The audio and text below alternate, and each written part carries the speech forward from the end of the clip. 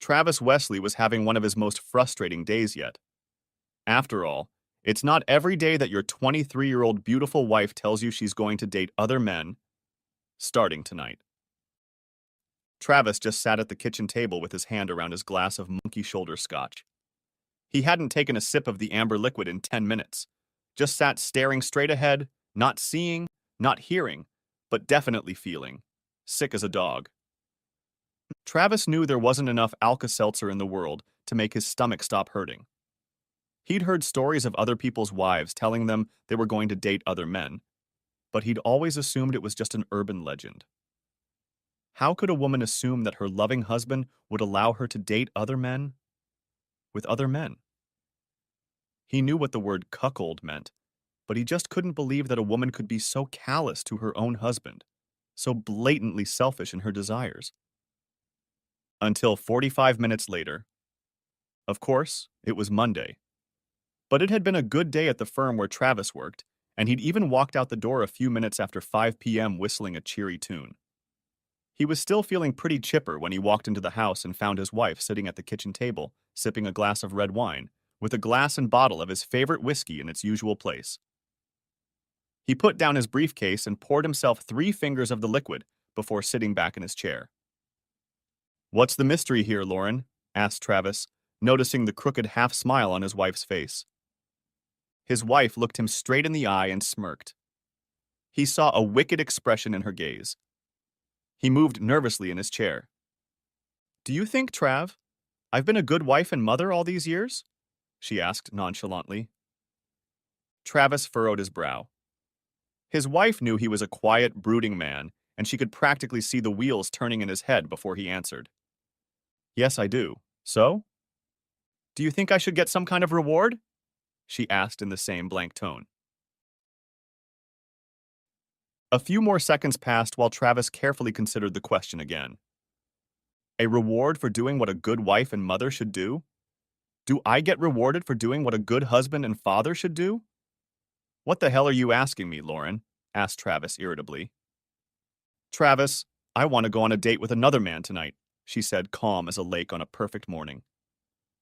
Travis was glad he was sitting down. He could feel the bile rising in his body.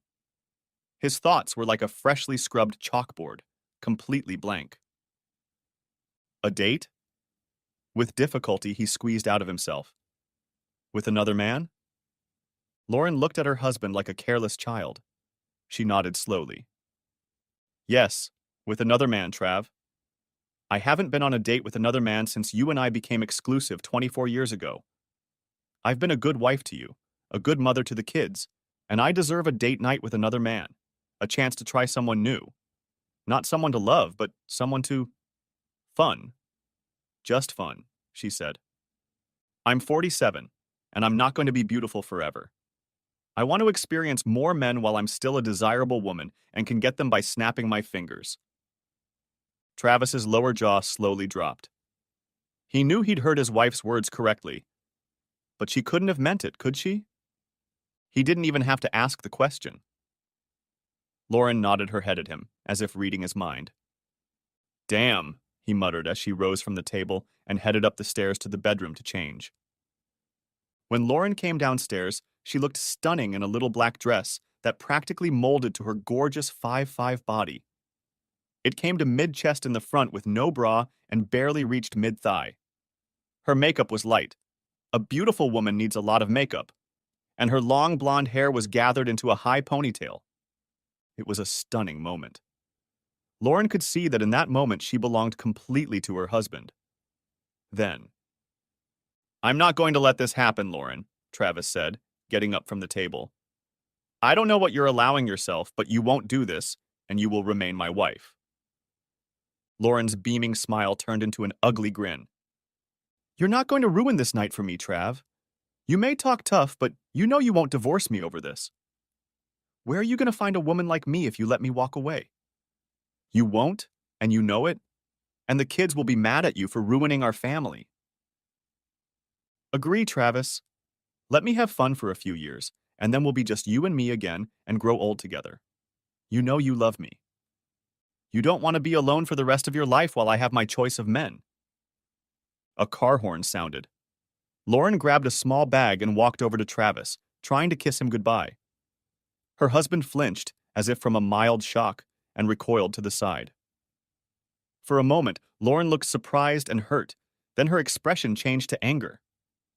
"I'll be home when I get back," she snapped, walking away. He watched in horror as she walked out the door. Had his 23-year marriage come to an end? It looked like it. Lauren didn't even look back at him as she walked out the door. Scientists have established a sad but true fact. People with good looks have an advantage in life over their more ordinary peers. They make friends more easily, people pay more attention to them, and teachers tend to give them better grades. In Lauren's case, things worked out just fine. She quickly realized that if she flapped her eyes and smiled, she could get almost any boy she wanted. Like virtually every boy she came in contact with, Travis had fallen under Lauren's spell almost from the first time he met her. His family had moved to town this summer, just before he went into 8th grade. He met Lauren on the first day of school and was quickly charmed. Travis was a pretty good athlete and was popular with the other students. Eventually, he worked up the courage to ask Lauren out on a junior high school-style date, and she accepted. They became a couple and lasted until the first few weeks of their freshman year at the local high school, when Lauren dumped the young man in favor of a junior, Landon Estes, who was a starter on the high school soccer team. Travis was 5'4", 110 pounds as a freshman, while Estes was 6'2", 190 pounds. Although his feelings were hurt, Travis accepted his fate. He realized that Lauren wasn't a good match for him in looks. What's more, most of the boys at school were out of Lauren's league when it came to looks. By virtue of dating a soccer player, Lauren was socializing with the popular guys at school. Travis was one of the faceless minions roaming the hallways. He dated and befriended select students, but never socialized with Lauren Soames again during their high school years. He noted that the few times she had come face-to-face with him, she had acted as if he was a complete stranger. The first time it happened, he got angry, but then he learned to accept it. By his senior year of high school, Travis had grown 9 inches and gained 40 pounds. He was a handsome and athletically built young man, but he was a long way from Lauren. Of course, not many people were like that. He went to the prom with his attractive but not spectacular girlfriend. Lauren was the prom queen, and her date was the prom king. After high school, Travis enrolled at Michigan State University to study accounting. During the 4 years of study, he met with several girls, but he did not have serious novels. Lauren was a marketing major at Central Michigan. She dated and slept with a lot of men during her college years, including a marketing professor when she needed to turn a B into an A. By pure coincidence, they both got jobs in Grand Rapids after college graduation.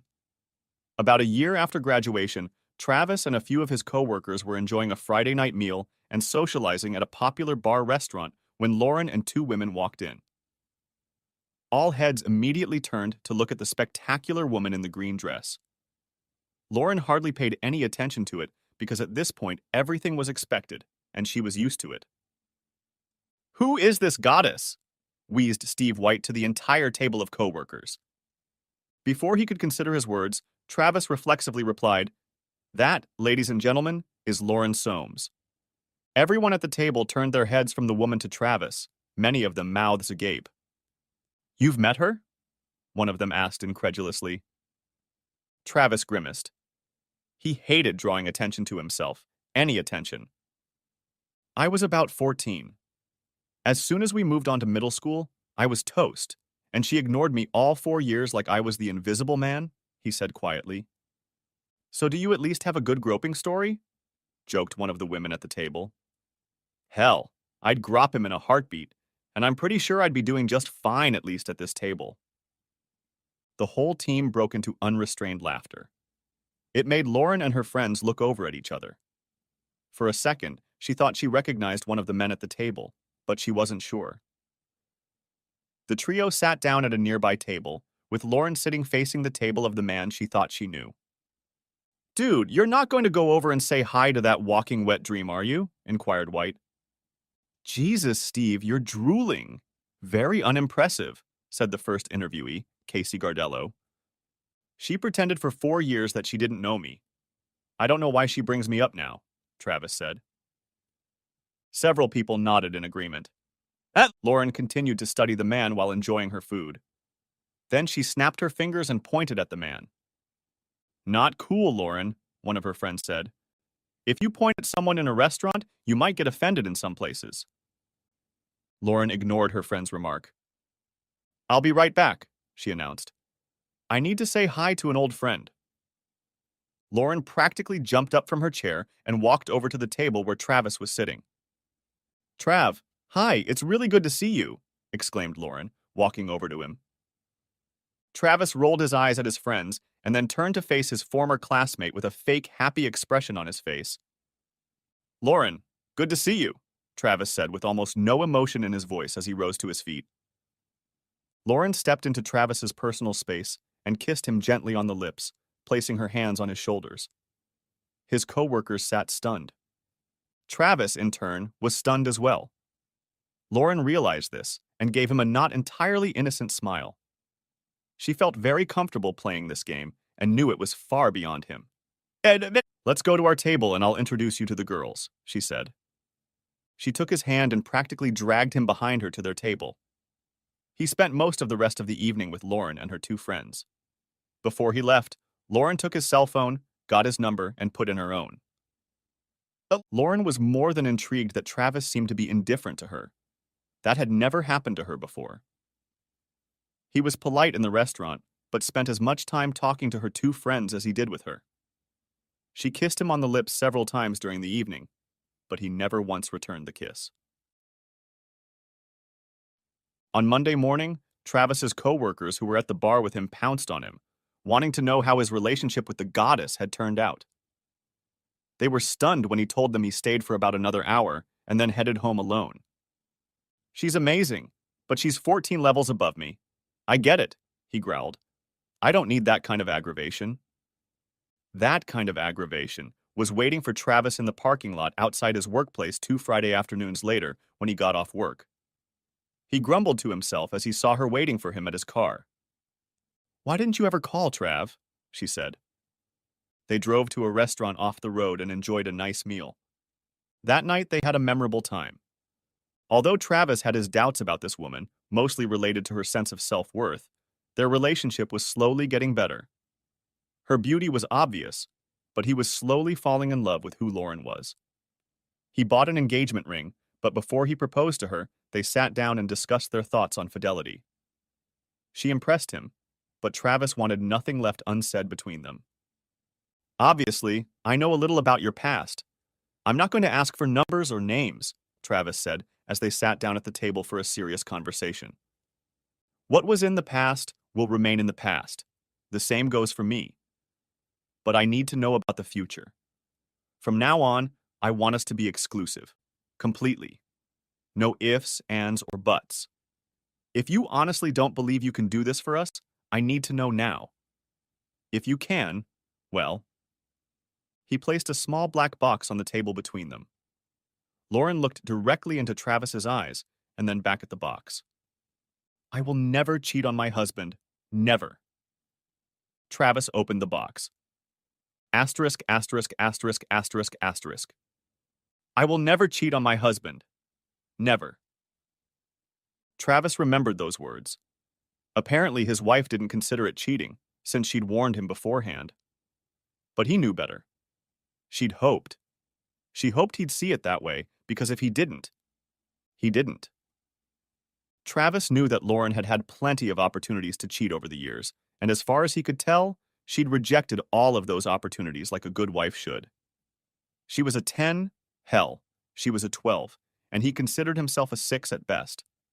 That left plenty of room for someone closer to her physical level to sneak in and make themselves known. Assuming she hadn't had an affair he didn't know about, she'd been a real wife for 23 years. Travis knew he should be grateful for those years, but he wasn't. When he said, I love, he wanted it to be forever, not a measly 23 years. Truth be told, not a week went by that Lauren didn't get a proposal from someone, not just men.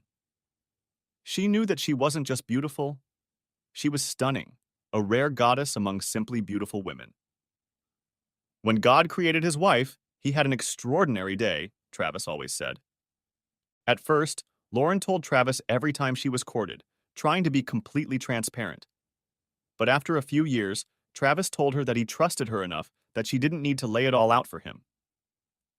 The only time he wanted to know she was being hit on was if the person didn't take her first rejection. Then, he would take the necessary steps to blow the offender off. Travis, on the other hand, was rarely hit on by women.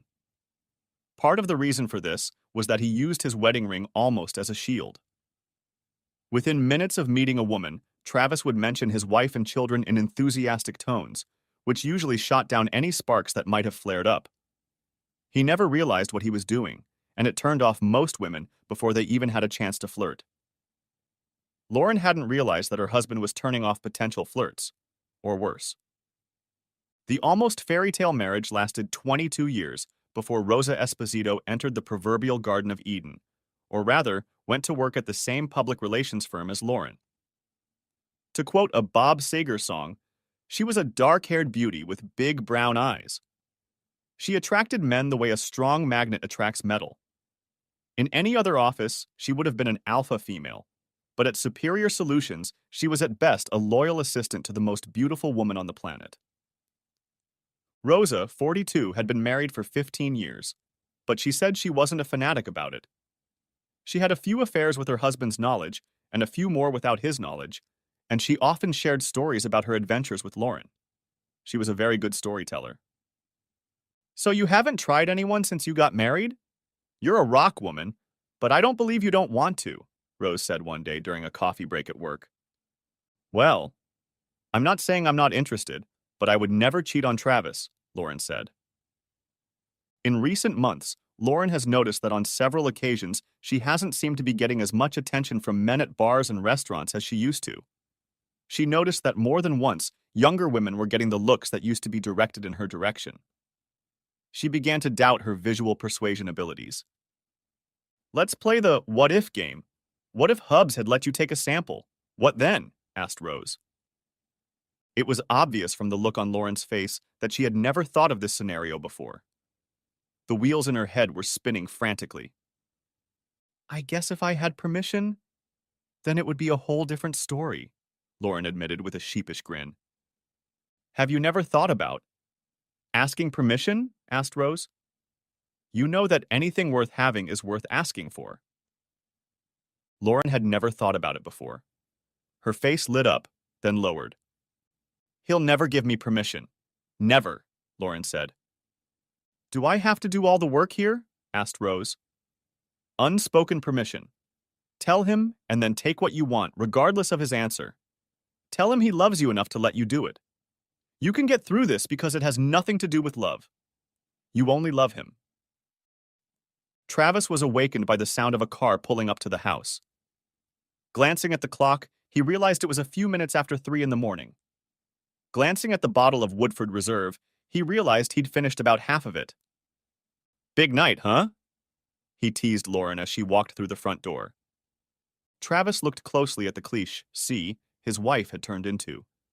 Her hair was combed but disheveled, her makeup was missing, her clothes looked rumpled. She looked far from remorseful but smug. I could have told you the same thing, she hissed. You didn't have to wait, you know. I'm going to bed. Are you coming? Maybe never again in my life with you, he snapped back. Lauren threw him a look of disgust and headed up the stairs. Travis poured 3 more fingers of bourbon into his glass and went back to watching ESPN. Travis spent the night in his lazy boy chair, half napping, half drinking, his stomach churning. Around 9, he finally got up from his chair and made himself breakfast. As he ate, he heard the shower turn on in the master bathroom. Here comes the slut, he thought to himself. Under normal circumstances, Travis would have expected his wife to come downstairs in a bathrobe and with her hair wrapped in a towel. This morning, she hadn't come downstairs for about an hour, and when she did, she was dried, dressed, and wearing makeup, looking as flawless as ever. He'd expected nothing less. Did you happen to leave me anything to eat? She asked. I brewed a large pot of coffee, but you'll be eating on your own. And as long as you're being domestic, I think now would be a good time to talk, he stated emphatically. Lauren was surprised at how unemotional Travis seemed. She had expected him to be just frothing at the mouth and irrational, which meant he would be easier to manipulate. A rational Travis would make the conversation much harder, she reasoned to herself. Do you want to know about last night? She asked softly. Travis caught a note of superiority in her tone. Did she really think he wanted to know about how cuckolded he was? Hardly. I want to know how you see this marriage going forward, said Travis, his voice no louder than hers.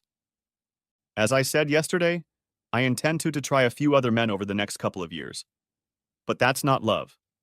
I only love you, but I want to try a few more men while I still have my looks and body. I have given you everything for 23 years. I have never had a thought of cheating. I want a thrill, some weirdness. You're great in bed, but I want a change. You know, get some different experience for a while, and then you and I will ride off into the sunset together. And I'll be grateful for the experience and spoil you exclusively for the rest of our lives, Lauren said. Travis listened intently as Lauren spoke while she made toast and jam for her coffee. It seemed to him that the way she was making toast while talking about the most important thing in his life was rather nonchalant. He had so many questions. Is this all about you wanting variety? You can't get enough of me, he wheezed. She started to answer, but he interrupted her. So you want to have an open marriage for a few years and then go back to monogamy sometime in the future? Does that mean I'll be able to date other people? Lauren tried unsuccessfully to suppress a giggle. The very thought of her sweet, quiet husband asking out another woman was ridiculous. Travis was the most married man she'd ever met. However, if that was what it took to get him to consent. In principle, yes, she replied. Of course, I'm assuming it would just be a fun thing for you too. Travis raised his eyebrows and shrugged. Lauren had no idea of the move. She did, however, have one thought. So, do you want to go on a date with Rosa? You know, a very pretty woman from my office. I'm sure she'd love to say yes, Lauren said, knowing that her friend would have no problem entertaining her husband, especially if it meant helping Lauren achieve her goal of having fun with other men and still being married. Travis looked puzzled. I'd love a date with Rose, but no thanks, babe. That would make me a total slut, he said. Lauren's face started to blur into a smile, but then was quickly replaced by a grimace of anger. I'm not a whore, she shouted. If you insist, baby, he said much more seriously than she might have expected. I'm still not agreeing to it. Well then get over it, babe, because I'll do it even if you don't agree to it, she hissed. Rose walked into Lauren's office Monday morning around 11 and found that Lauren didn't look happy. To hell with that prude and the horse he rode in on, hissed Lauren, closing the office door behind Rosa. Hell, he even turned down a date with you. Rose frowned. I didn't realize I was on the menu. But the hell with it. How could he turn something like that down? She said, stroking her body with her hands. What about the date? Did you have a good time or did Travis ruin it? Rosa asked. The date was fantastic, Lauren enthused. Who do you think I should try next? Both women laughed heartily. Lauren was thrilled that she hadn't been served with divorce papers right away. Since she and her husband had barely spoken, she decided it was wise not to ask about his plans at all. Although he hadn't told his wife about it, Travis really didn't want to rush the divorce. He hoped she would quickly come to her senses and abandon her foolish cuckold plans. He believed that he could forgive her, and they could forget her misbehavior if she would stop this foolishness. His hopes were bolstered when Lauren didn't go on a date the following week, even though he still hadn't returned to the bedroom, and they still hadn't communicated in a positive way. The following Friday night, however, Lauren was once again dressed to the hilt, obviously ready for a date. Are you seriously going to do this again? With the same guy, or are you going to entertain someone new this week? Said Travis sharply. Damn, Trav, didn't you listen to a word I said? This isn't about you. It's about me. And my desire to get something before I got too old to attract anyone. It's not that I want you any less. I just want more and different. You know I get hit on all the time? I just want to enjoy it. I'll always come back to you. What if I don't want you to come back to me? I won't share you. I won't sit back while you have fun. I'm not made for that. I won't wait for you to try half the male population of our town. I wasn't sure when you had your first date, but I think I could get over it. Once might have been extreme stupidity, but twice is extreme disrespect, extreme betrayal. Go out all night. Stay forever. We're done. I wasn't put on this earth to take shit from you. Wah, wah, wah, wah, she said, making talking motions with the fingers of her right hand. You know you don't want to lose me. This doesn't have to be an either-or situation. Travis had instructed his attorney to prepare the paperwork last week, hoping it wouldn't be necessary. He was going to call his wife Monday morning, but first he needed to call his two daughters and tell them about it. Neither Jackie, 21, nor Michelle, 19, believed their father when he called them that evening, at least at first glance, but after talking to both of them, he found that the older daughter guessed something was wrong. You knew she was going to pull this shit and you didn't tell me? He yelled over the phone. Don't you think I've earned the right to know what's going to happen? Please, Daddy. I've been put in a very difficult position. One of you will not be happy with me, no matter how I play it. Besides, it's her body. It doesn't belong to you. And if she wants to share it, don't, yelled Travis. I realize she put you between us, but don't give me that she can do what she wants, when she wants, because it's her body. We gave oaths above speech about her body. I, she muttered briefly, then fell silent. Shit, baby. I'm sorry, Daddy, she whispered. Lauren was shocked and embarrassed when the divorce papers were handed to her in the office Monday morning. She burst into tears and ran to the ladies' room. Rose emerged a few minutes later, having heard the commotion. You should have known he would at least make you file the papers, Rosa said. You hurt him badly, baby. This is his way of hurting you back. It's kind of like that. Men are such babies. He's trying to force his hand on you. He's not going to give up a 23-year marriage and half his stuff. Give him a week to be alone and live on his own, and he'll come crawling back. Straightening up, Lauren returned to her desk, picked up her phone, and immediately dialed her husband's number. How could you do this to me? In the office, in front of everyone. I know you're hurting, but I deserved better than this, Trev, she practically screamed into the phone. After 23 years, didn't I deserve better than your unilateral decision to divorce our marriage? If I wasn't right for you, couldn't you have just given me advance notice, and we could have separated like civilized people? Travis said. I don't want civilized. I don't want a divorce. I still love you. You still love me, she wailed. I still love you, but that love diminishes every time you have fun with someone else, he growled. My love is not a bottomless well. Like you, I always thought it was. Who would have thought it was? We were both wrong. Lauren fought the divorce. Her attorney had asked for and received marriage counseling, even though Travis was adamantly opposed. Lauren smiled, and Travis frowned as they were led into the inner sanctum of the counselor's sanctuary and caught Lillian Camacho at one of the chairs behind the counselor's desk. Most marriage counselors believe their job is to reconcile divorcing couples, and female counselors seem to lean in favor of women. The couple took 2 of the 3 available seats at the table. The counselor cleared her throat, signaling that she would begin. I've read both of your cases and seen both of your statements, Miss Camacho began. Let's start with a simple one. Mrs. Wesley, did you actually tell your husband that you were going to be seeing other men for several years? Now, Travis was trying hard not to let the counselor see his smirk. Lauren was trying hard not to let the counselor see how shocked she was. She thought about lying, but then realized she had no cover for that lie. Yes, I told him that, she replied quietly. It's something I want, don't need, for him to do for me. It won't affect our marriage. Well, I guess we'll call it a day, the counselor said. I'm sorry to have wasted your time, Mrs. Wesley. I'll talk to the judge and get this whole mess over with. But, but, but, stuttered Lauren. Honey, if you thought for 1 minute that what you did to your husband would go away with me, you're out of your mind.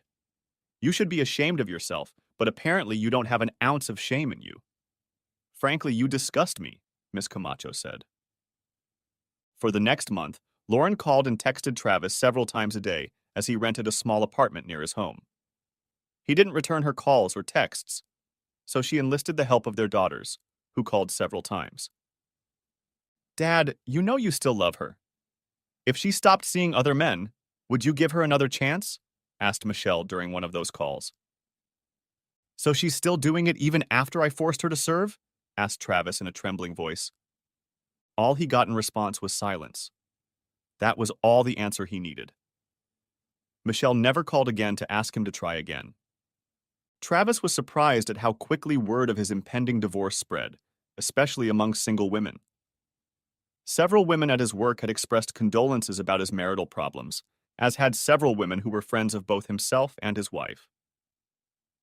He was smart enough to realize that not all of their condolences were altruistic. Connie Myong, a longtime friend of his wife's, had called to express her regret for what was happening in Travis's life. She not so subtly offered him a shoulder to cry on. Travis was shocked that his wife's close friend was hitting on him so openly. In all the years they'd known each other, the divorced woman had never once cast even an oblique glance at him. I would never pursue a friend's husband. It's just wrong, she told him. But now that you're a free man, though the rules are different, I'm letting you know I'm interested in you. I'm shocked. I'm flattered. But I'm not a free man yet, Connie, and I won't date until the divorce is final. I know what I'm doing is stupid, but I won't cheat, Travis said. You're such a Boy Scout, Trav. That's one of the things I like about you. Always have. Can I at least get a date when you're free? Said Connie. Sure, said Travis, but I don't want to come between you and Lauren. You've been friends for years, after all. I appreciate your sensitivity, but just because she's a deadbeat doesn't mean I have to miss out on a good person. I wouldn't give it a second thought if you were just a strange guy and we just met, Connie said. How about I call you when the leash is down, joked Travis. Travis proved true to his word and called Connie the day his divorce became official. Saturday night, they went out to a restaurant and then to a local jazz club. They were both pleased with the date, and he promised to call again. Travis hadn't thought about taking off his wedding ring on the day of the final divorce, but apparently it was a big deal for single women. Noticing the empty spot on his ring finger, a few female coworkers noticed and commented on it, and suddenly the level of flirting in his office increased markedly. This was new to him, and one day at lunch he told his best friend in the office about it.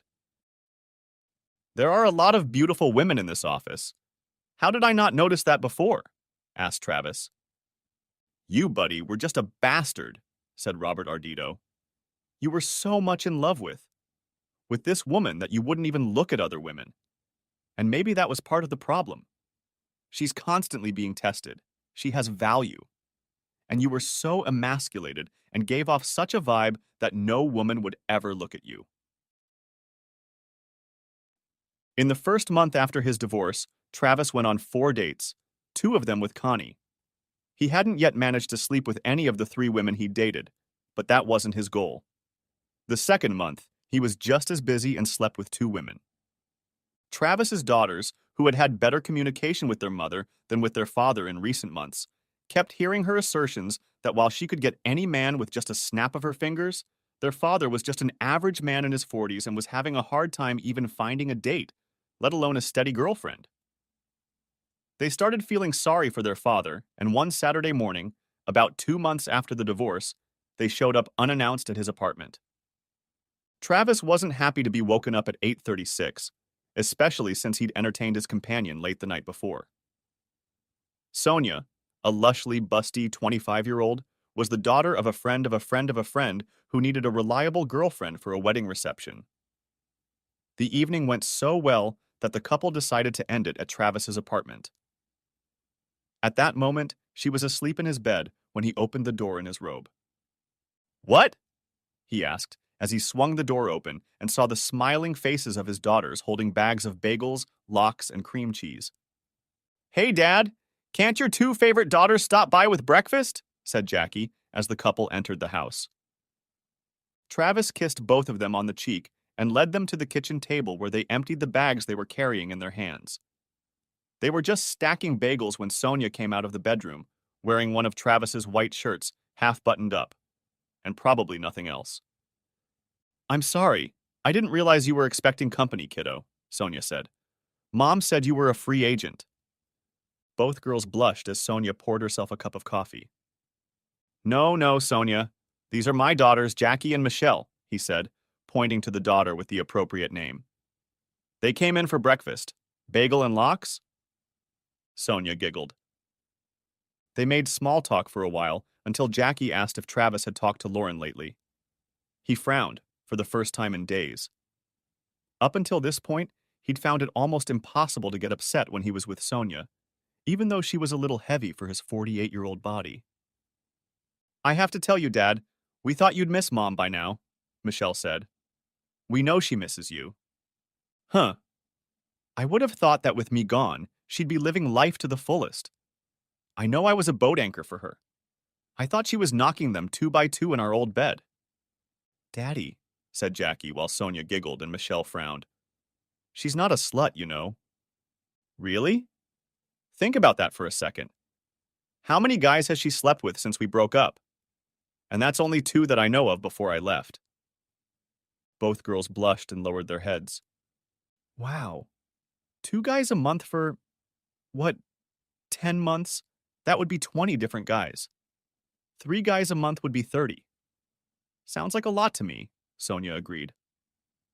If looks could kill, Travis's daughters would drive Sonia to her grave in seconds. She was well aware of that fact. "Hey, don't blame me if a woman can't keep her legs closed," Sonia argued. Kids, we're not ruining my good weekend," Travis stated. "Sorry," all 3 young women muttered simultaneously. "So, you two are a couple?" Jackie asked Sonia quietly. "You don't look any older than me." "Your father says we're the same age, but don't worry, I'm not going to be your stepmother someday. We're just friends. He's a great guy. He was my date to the wedding reception last night. And he's kind of handsome. Did I mention he's a great guy too?" "Well, we have to agree that he's a great guy, even though we know he can be a bit of a jerk from time to time," Jackie said. "And yeah, he's kind of handsome. For a guy who's old enough to be your dad." It was Sonia's turn to blush. Travis blushed too. "Hey, babe, remember we have a lunch with the newlyweds' families at the hotel at noon. I need to shower and get some clothes from my apartment before we go," Sonia said. Both daughters rolled their eyes at their father. "Mom, she was my age," Jackie told her mother during lunch a few weeks later. "And it didn't seem like a one-and-done thing. They spent some time together. They enjoyed each other's company. I don't think he's going to come crawling back to you anytime soon, Mom." "No, you just caught him on a good day. He was probably helping a friend's child and got lucky. She's probably a whore who'll sleep with anyone. Your father's a great guy, but he's not a stud, Jackie." Jackie raised her eyebrows at her mother. "You always seemed pretty pleased with him, until you said you were going to leave him. Why didn't you just cheat on him without saying anything? Wouldn't that have been so much easier? You could have had your cake and eaten it." "That would have been cheating, Jackie, and if he'd caught me, then we'd be finished. By telling him, I wasn't cheating, and I was sure he'd give me what I wanted when he realized he was going to lose it. I have to admit, I didn't expect the divorce to happen. I never thought he'd have the guts for it." "Mom, I think you mistook love for weakness. And somewhere along the way, you decided it was up to you. Was it all worth it?" For the first time, Lauren's face reflected the strain of what she'd been through. Rose had said it was much better than it had turned out to be. But no, it wasn't worth it. She also couldn't tell her daughter that she'd never considered that Travis would do anything else but sit around and pine for his beautiful ex-wife. She was so wrapped up in herself that she didn't even realize that a handsome, though not gorgeous, man with great character, intelligence, and a solid job could be very much in demand in the single-man market, and not just middle-aged women. She knew that since the divorce, her ex-husband had dated several women, including her longtime friend Connie, and now some young woman. Instead of sitting at home and crying over his past life, he was dating like a lonely 20-year-old. She hadn't said anything to Connie when she found out her friend had gone out with her ex the first time, figuring it was some sort of pity date. But a second date was totally unnecessary, and she had informed Connie privately and in a rather loud tone. "I thought we were friends, Con," Lauren declared. "You're supposed to be on my side. We girls are supposed to have each other's backs." "But he hasn't done anything bad to you, Lauren. And he's a good guy, a great guy. He's everything I want to see in a man. Why don't I go on a date with Trev? Hell, women are lining up to go out with him. He's a beef on the hook, girl. And he's great for dating. And in bed, too. I'll go out with him anytime he asks me out. How could you turn a man like that away?" Lauren just stared at her friend with her mouth open. She was just beginning to realize that she was deluded. She loved Travis. She hated coming home to an empty house at the end of the day. She hated sleeping alone at night. Travis, of course, had no idea that his life would become as exciting as it had become. He would have been quite happy if his former, boring life had stayed the way it was, but regardless, life suited him just fine. He had a good job and his social life was top-notch. He enjoyed socializing with several women, and most of his dates ended in bed. He certainly wasn't looking for a long-term partner at the moment. There was more to life than being married to a beautiful woman. Marla Goodling's shoulder-length silver hair had several streaks of purple gathered into a ponytail coming out of a hole in the back of her Chicago Cubs baseball cap. She was 60 years old. In the left grandstand at Wrigley Field Stadium, she gathered more than enough stares. One of those looking at her appreciatively was the man she was with, Travis Wesley, the ex-husband of one of her longtime employees, Lauren Wesley. She and Travis had been to a Cubs game as part of their weekend trip to Chicago. Marla has worked with Lauren Wesley for over 15 years. She met Travis at several company events where he accompanied his then-wife and always thought he was a good-looking and nice guy. She knew that he and Lauren had divorced about 2 years ago. Marla had already been a widow for about 5 years, her longtime husband having been killed in a car accident. During that time, she had only had one date before she decided to get Travis's phone number. Yes, Travis remembered her. He thought it was hard to forget a woman who seemed to radiate both class and beauty. Would he like to go out to dinner with her? Absolutely, he replied. It had been a couple months before. Their first date had been at an upscale restaurant, after which they had gone to a concert at the Philharmonic, with Marla providing the tickets. The evening ended with the couple kissing at the front door of her home. The second date was a Saturday hike on the trails, and the woman giggled several times when a clearly tired Travis had to take short breaks during the day. Apparently, she and her late husband had been avid climbers and trail hikers, and while Travis thought he was in pretty good shape, it turned out he was wrong. He also learned that Marla had the trim body of an older woman, as well as mesmerizing gray eyes. The date ended with Marla and Travis making tender love on the rug in the living room of her home after they had a steamy kissing session on her couch. She intrigued him with her combination of wealthy class and the freshness of a girl from the neighborhood backyard. Marla happily agreed when Travis suggested she spend a weekend sightseeing in Chicago as part of their third date. On their first date, Marla told Travis that she had no intention of telling Lauren that they were dating. She wouldn't deny it if asked, but she wasn't going to advertise the fact.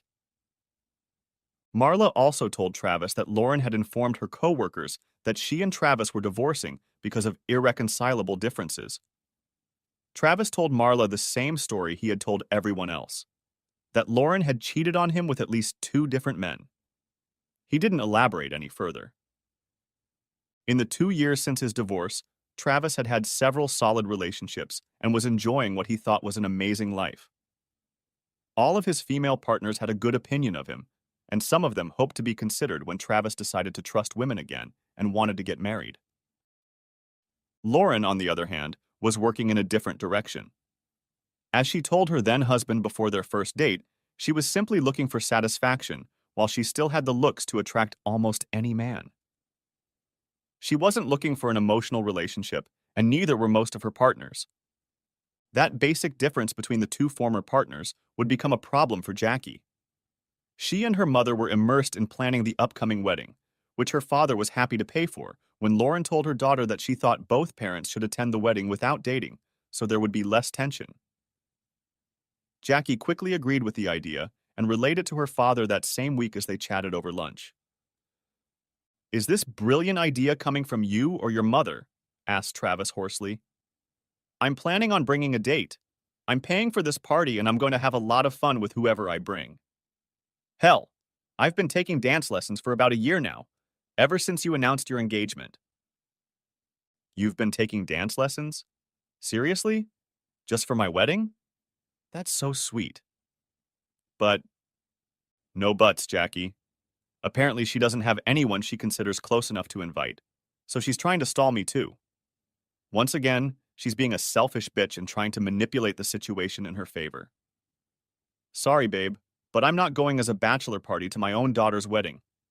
If you don't have the guts to tell her that, I certainly will. She can go alone or bring a date. That's up to her." "I'll bring a date," Travis said. "I've got it, Dad. I'll tell her. Your reasoning is right, and I really want to see you dance. But you'll still want to bring someone older than me." "I can do that, baby. But you have to see Sonia and I dance." Travis smiled broadly and got a wide smile in return. For the wedding, Travis took Connie Myong with him. In Travis's opinion, she looked stunning in the sea green dress she bought, and he paid for. They argued over the fact that he had bought that dress. Travis explained to the woman that since he was the father of the bride and needed to be in a tuxedo, she needed a new dress, which he was happy to buy. "And yes, I realize you need shoes to go with it as well," he told her with a wide smile on his face. Walking his eldest daughter down the aisle had been one of the most pleasant and most unpleasant experiences of Travis's life. All the other fathers who had told Travis it would be like this had fallen flat, he noted to himself. Still, the day had been wonderful, he had to admit. He, Connie, and his kids had had fun and danced until late into the night. The only thing that had brought discord to the day was the appearance of his ex-wife with a date of her own. Not that Travis cared, but the date spent most of the first part of the wedding smirking at Travis, and then spent most of the second part of the night hitting on several women like an obnoxious drunk until Jackie asked her mother to remove the guest. Lauren, clearly embarrassed, apologized and quickly escorted the man out the door. Before leaving with her beau, Lauren still took the time to follow Connie into the women's restroom. "You man-stealing bitch," she said to Connie once they were in the restroom. "I'm sorry, but I've never stolen men from anyone," Connie replied. "He divorced you before we even started dating. You have no one to blame for that divorce but yourself. You gave up a great man for cheap entertainment." Lauren's face turned crimson. Her eyes, which at first had been gazing intently at the other woman, suddenly went blank. She lowered her head and stood motionless as Connie walked out the door. Connie didn't say a word to Travis or the family, as she didn't want to spoil the special day. A few months after the wedding, Michelle visited her father and looked fussy. Travis watched her for a while before popping the question. "Okay, Mitch, what's going on? You've been kind of jumpy all night," Travis said. Michelle blushed thickly and began to stutter. Travis realized something was wrong. "Dad, I know Mom has talked from time to time about getting back together with you, about how she's going to win you over when she stops having fun with other guys. Uh, you two, haven't been doing anything else, have you?" she asked. "My life is none of your business, young lady," snapped Travis. "But no, I didn't sleep with your mother." "Why?" "Because she has a venereal disease, Dad. I heard the end of her conversation with her friend Rosa, and she told her that she has syphilis," Michelle said quietly, not looking her father in the eye. Travis looked surprised and then sad as Michelle watched him out of the corner of her eye. "I assume you're telling me this because you care about me," Travis said. "But it's standard state policy to inform all possible recipients of the disease that they need to be tested." I didn't know that. I was just taking care of you, Dad, she said. I know Mom is still sleeping well. A few of my friends have warned me that she's a real slut. It's always awkward when a friend tells you your mom is a slut. A few days later, Travis received a nasty phone call from Marla. He immediately realized that she was concerned about the same thing Michelle was, although she obviously had her own health concerns as well. In case you're wondering if I slept with my ex, the answer is not just no, but hell no, Travis said. Believe me, Marla, I understand your concern, but there's nothing I can do if my ex is a piece of work. The billet is the nicest thing I've heard her say in a while, Marla said. In recent months, her outside activities have become the subject of gossip at the water cooler. It seems the longer she's been single, the less discreet she is. Lauren used her STD as a starting point in her plan to get Travis back. She was satisfied that she had gone through enough men to last the rest of her life, and had started her plan to get Travis back 6 months after the doctor said she was cured. She was still a little resentful of Travis for divorcing her the first time, which hadn't been part of her original plan. She figured her then husband would never decide to divorce a woman like her, knowing that the odds of him being able to find another in her class were slim. The plan might have worked if Travis hadn't started being pursued by other women. Lauren had no doubt that she was a catch. She hadn't anticipated that Travis would feel the same attraction to other women. I know he's a great guy, but can't these women see that he's nowhere near my level? She said to Rosa one day as the two women sipped margaritas at the bar, waiting for a date for the evening. Rosa nudged her friend toward her current lifestyle. She knew Travis was handsome enough, but had greatly underestimated the depth of his personality, also because he seemed to always be subservient to his wife. She expected Travis to just sit around and mope while his wife had fun with other men. Who would have thought Travis had so much game? Lauren and Rosa had been keeping tabs on Travis ever since Lauren had given him the ultimatum, and truth be told, it appeared that his life had been almost as full as Lauren's since the divorce became official. If Lauren had been more truthful with herself, she might have recognized that it seemed like her ex-husband's life had been much better emotionally. Travis dated and seemed to be genuinely having fun with his partners. Lauren was having fun with hers, although neither of them had contracted an STD.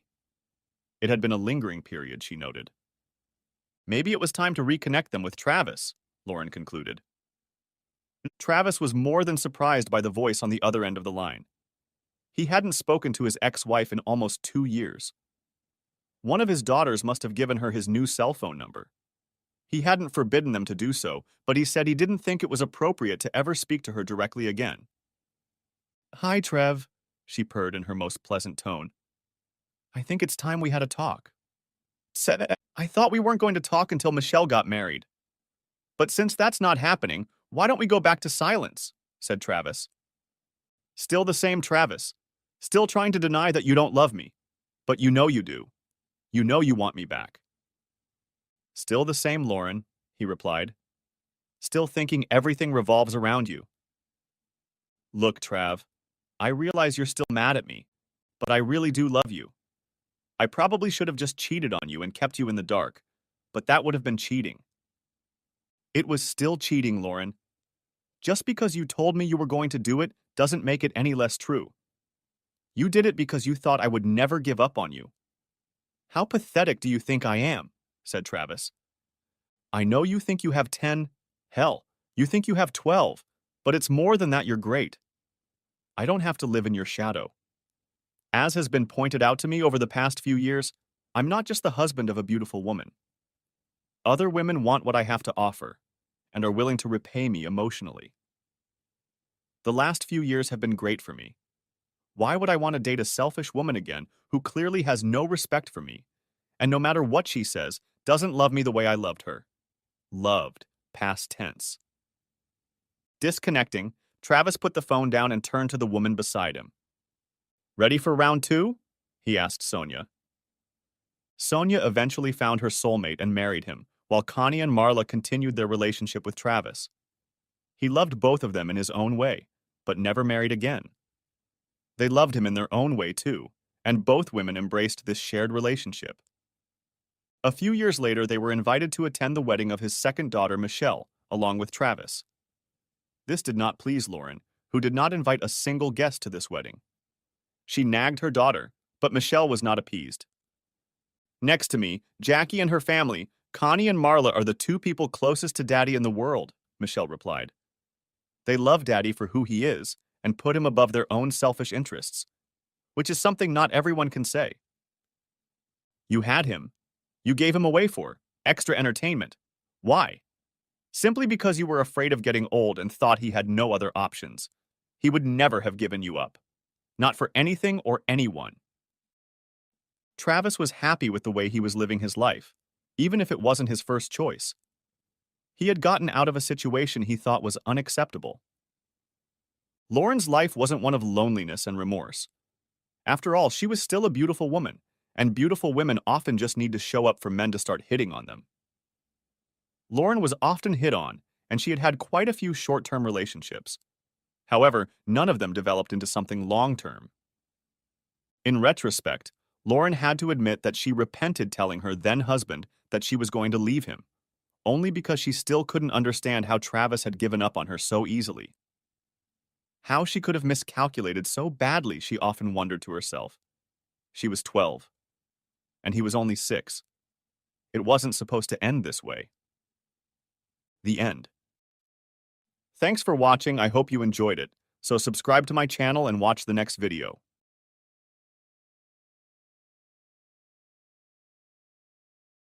Damn, turns out the Blues Brothers were right.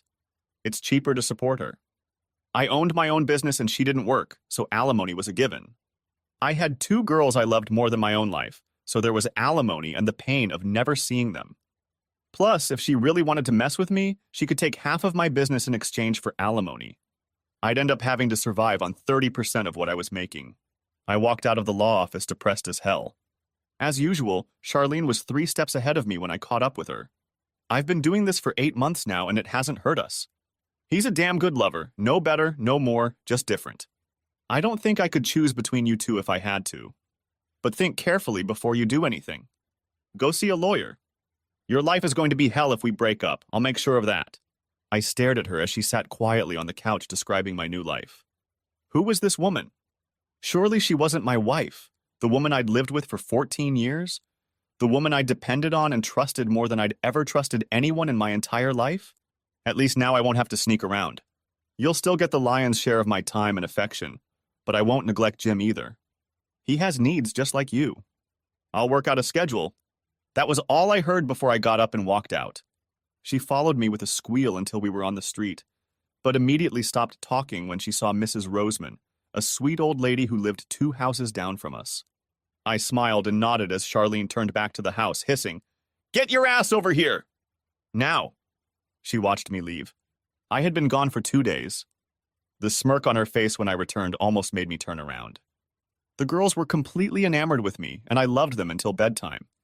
They were growing up fast. They were 13 and 11.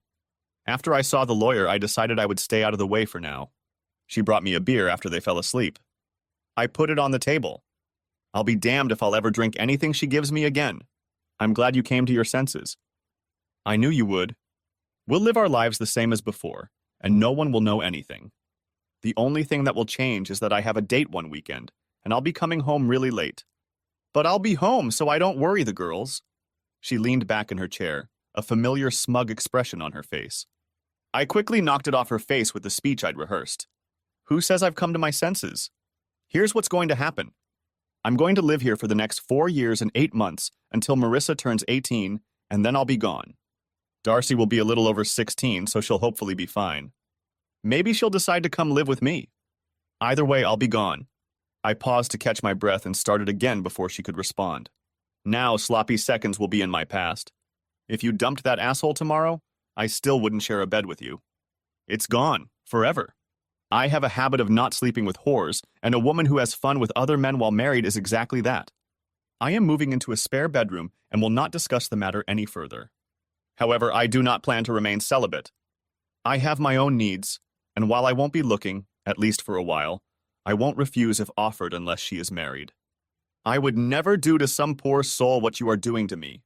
Also, you better get a job or have your lover pay for your needs. The girls will get whatever they want, but anything above living expenses will never go into our joint checking account again. I knew that last word hit me hard. Charlene had never seen a sale she didn't like.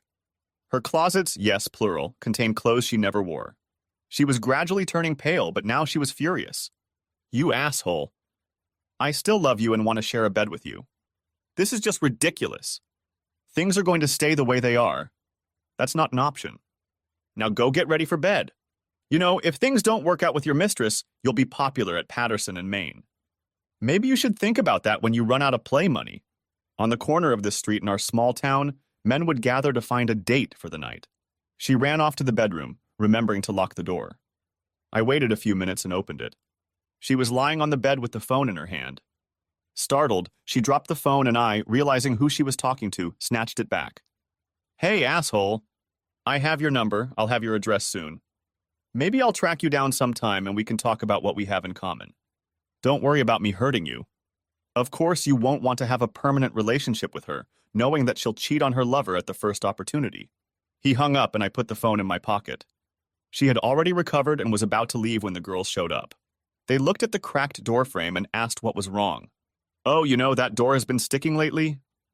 I think it's attracting moisture somehow. I'll fix it tomorrow. And you guys go to bed. Charlene didn't utter a word. When they left, she started to go in, but I stopped her. I'll keep your phone until tomorrow. And yes, I'll be checking your account on the computer. Good night. She hissed at me as I walked away. Good luck to you.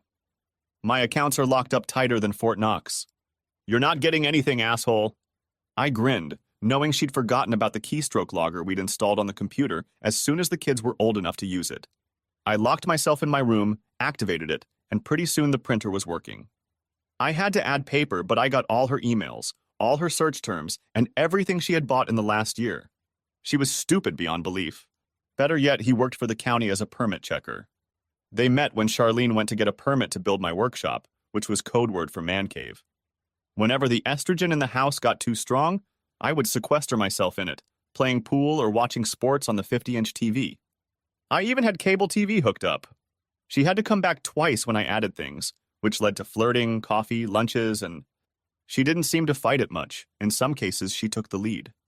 I locked up all the printouts, sent the photos and videos to my personal office computer, and went to bed, falling asleep surprisingly soundly. I got up, wide awake, at least it seemed that way to the girls, and made breakfast while they chatted about school, boys, music, boys, which boy band was the cutest, and which boy band had the best songs. It all blended together, and I hardly paid attention. After all, they were too young to seriously do anything about it, thank God. Marissa, a 13-year-old girl, was starting to develop, and the boys noticed it. We let her walk with groups, supervised by one parent or the other. Of course, they would pair up, and we would let them as long as they didn't do anything stupid. We did this in hopes that when they finally reached the age to date, they would have a little experience to lean on and not do anything stupid. Darcy, or Echo as we called her, because everything Marissa said she repeated, at 11 was still too young for such outings. But we made sure they had plenty of opportunities for supervised socializing. This was all on top of sports practice, dance lessons, band and drama club. One or the other car was always on the move. They were discussing their afternoon classes when I dropped the first bombshell. Sorry, girls, I have new responsibilities at work, so Mom will be your main chauffeur for a while. Since she's not working, I'm sure she'll be able to be there for you, right, sweeties? If looks could kill, I would have been reduced to a pile of ashes.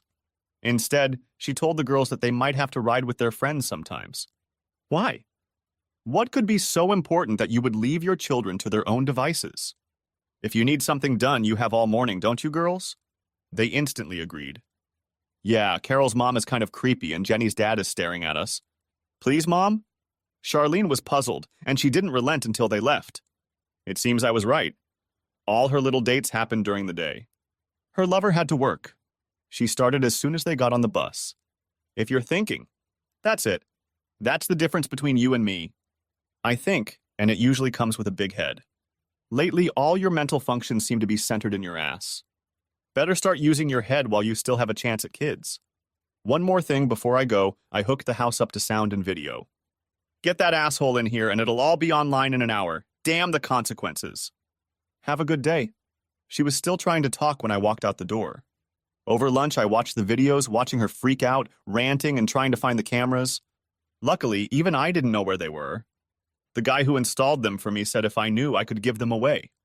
I did manage to listen to an interesting phone conversation, though. Several, actually. The first was addressed to her lover. He's being a total asshole, baby.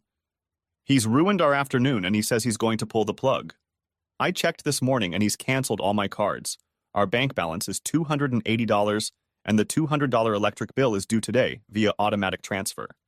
We may have to resort to Plan B. He seemed uncomfortable with Plan B, whatever it was. Before we go that route, let's give it a few days to cool off. If we drop them now, I'll be on the hook just as badly as hubby, so we won't gain anything. Obviously, that wasn't the answer she'd hoped for. So much for love, huh? You solved the problem by allowing everything? How the hell am I supposed to do that, she said. He protested loudly. I do love you, but let's be practical. If we leave our spouses, everyone will know why. We'll be broke, you don't have a job, and mine is nothing to brag about. That way, until we pull the trigger, we'll be living in nice houses. You'll have everything you want, including me. We need to take it slow. I know he's ruined your afternoon, but we could meet at lunch. It won't be ideal, but we can make it last. Where can we meet? He ditched me, so I can't pay for a motel room, and I'm not sleeping with you in your office. Let's do it at your place. Not a good idea. I can't find anything, but he says the house is wired, and if we meet here, it'll be on some amateur site in less than an hour, and I believe him. No, we just have to stop and give him a chance to calm down. Things got a little heated after that, and when they finished talking, she sat there with a confused look on her face. Perhaps the perfect life she had envisioned for herself had been stifled by reality. But I knew her, and realized that if she had made a decision, hell would freeze over before she changed it, so stubborn was she. I smiled when I checked on her later. She was sitting at her computer, having just realized I had locked her out. Bastard! She yelled after about 15 minutes. Bastard. She listed all the swear words. I was a little impressed. I didn't realize she knew so much. I decided to tease her a little and called her. Before she could speak, I started the conversation. Hi, honey, I said, my words literally oozing sarcasm. Are you having a good day? You don't have to fiddle with your computer anymore. If your words are to be believed, I have it locked up tighter than Fort Knox. Oh, another tidbit for you. By the end of the day, your phone will be disconnected. But don't worry, I ordered you a new one. It'll be here tomorrow. I hope you like it. You bastard, was all she had time to say before I hung up. The rest I heard through the surveillance equipment my geek buddy had set up while she was having fun with Loverboy, just after I discovered them. She smiled when I gave her the new best-in-class phone that night, and the next day I heard her rant in real time when she tried to use it.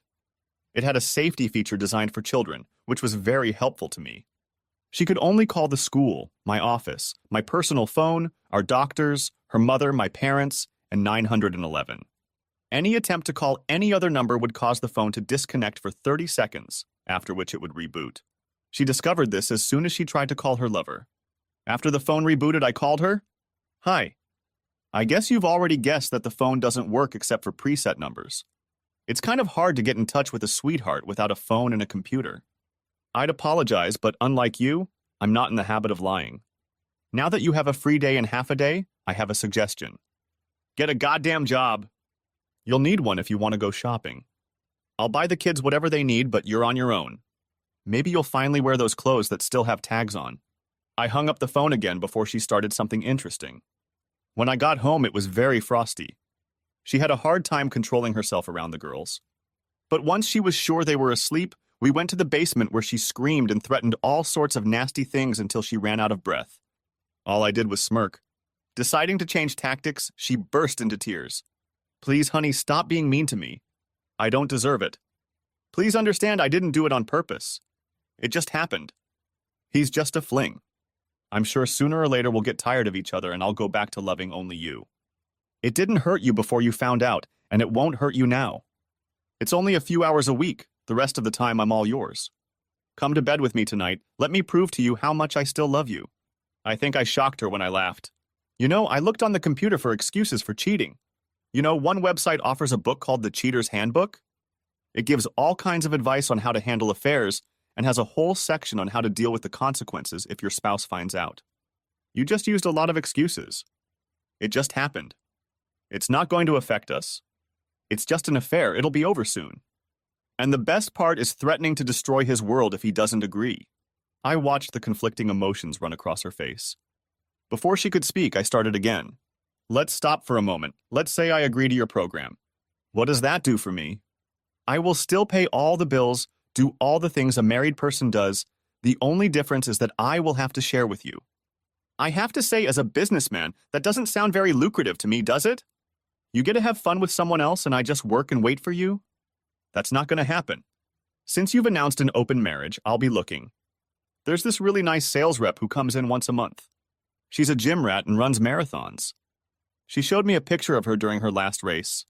I think when she comes in next week, I'll take her out to lunch and see if she's interested. I know she sees my ring, but I'll just explain that we have an open marriage and you've had a lover for almost a year now. Who knows? She seems like a pretty liberal girl. I knew the jab about solids had hurt her.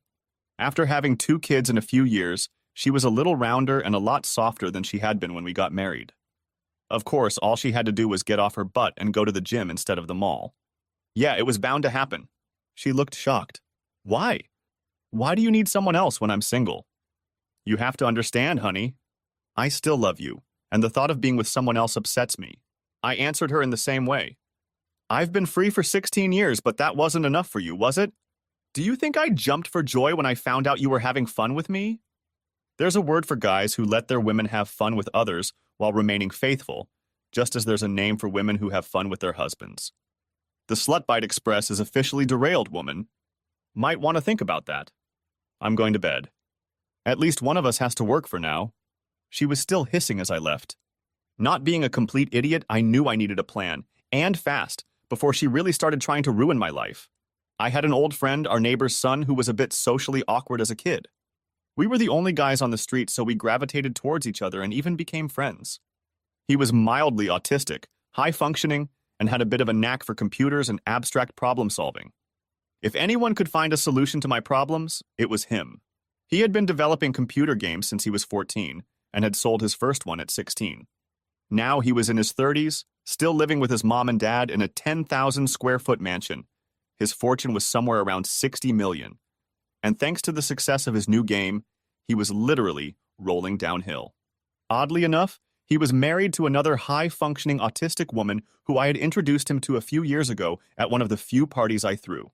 She was the daughter of one of my biggest clients and usually led an almost reclusive lifestyle, but after spending most of the day at the spa, she insisted that her father bring her, telling him that something important was going to happen. Although God had been a little stingy when it came to her brain, he made up for it with her body and face. She was insanely beautiful. Glancing at my friend Harry, she took his hand and asked, "The 17th of June?" He just nodded and continued talking to another guest for another minute before tapping his glass to get everyone's attention. Ladies and gentlemen, it gives me great pleasure to invite you all to our upcoming wedding. The date is June 17th, and it will take place at... He looked at June and she smiled, taking his hand. At Emmanuel Lutheran Church on 2nd Street in Broadville. Harry just nodded until someone asked him to introduce his fiancée and tell him how they met. He blushed slightly when she answered again. "I'm June Allison, and we met right here in this house at a party." That was the whole story, except she didn't say it happened right now at this party. She told him what kind of ring she wanted, and the next day he handed her a credit card. She took it from there. They had been together for 8 years. Their daughter was 7 years old, and my girls cherished and nurtured her like she was the little sister they dreamed of having. It wasn't unusual for me to come home and see a Lexus SUV in the driveway and the driver waiting patiently in the kitchen, drinking coffee and talking to Charlie. At my appearance, she brightened, smirking. Shanna was a black woman, very attractive, ex-military, having served 2 combat tours and holding black belts in 3 different disciplines. She was on a local law enforcement-sponsored pistol team and regularly won trophies. At one time, she worked for me. I thought she was brilliant and very good at what she did, but I could tell she was bored to tears most of the time. One day, June came by to talk to me about some social event they were having.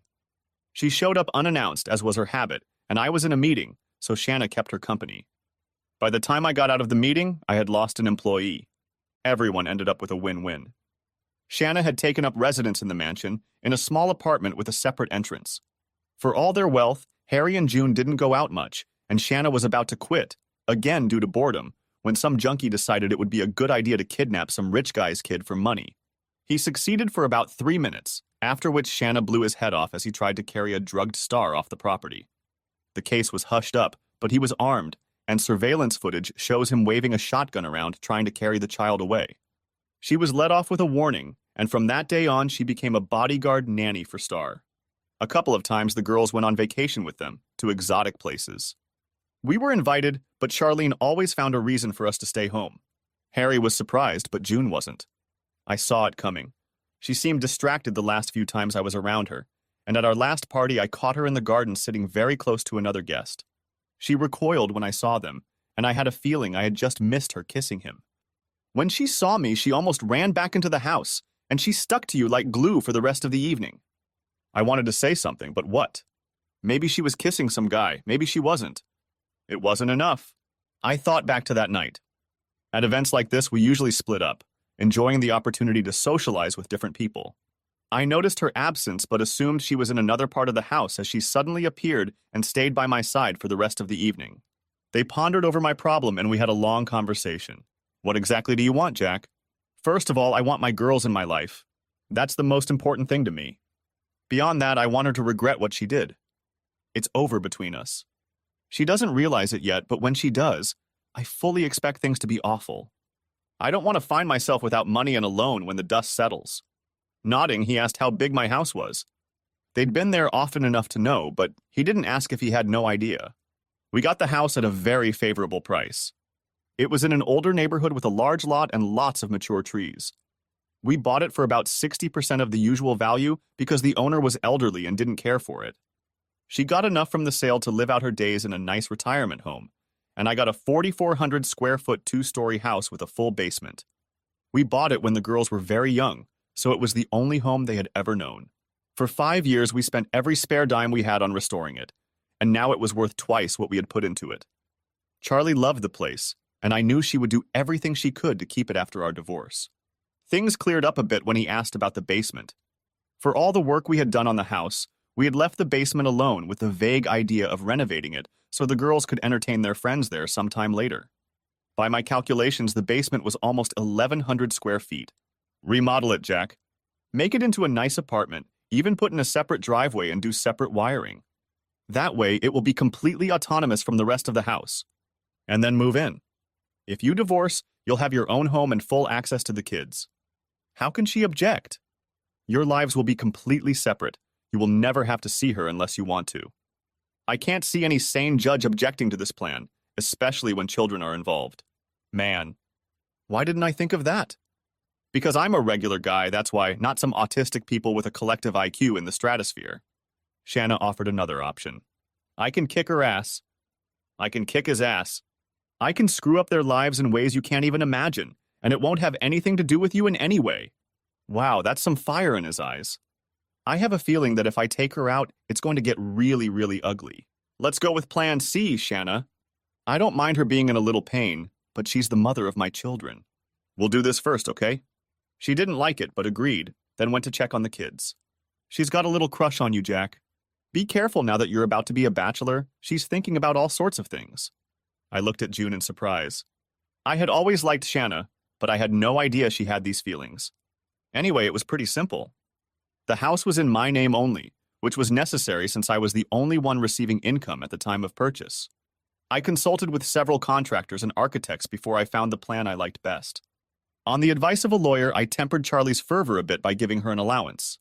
Not unlimited, but enough to go out to lunch with her friends and do a little shopping. I also took her Mercedes in for repairs, installing a GPS and anti-theft system.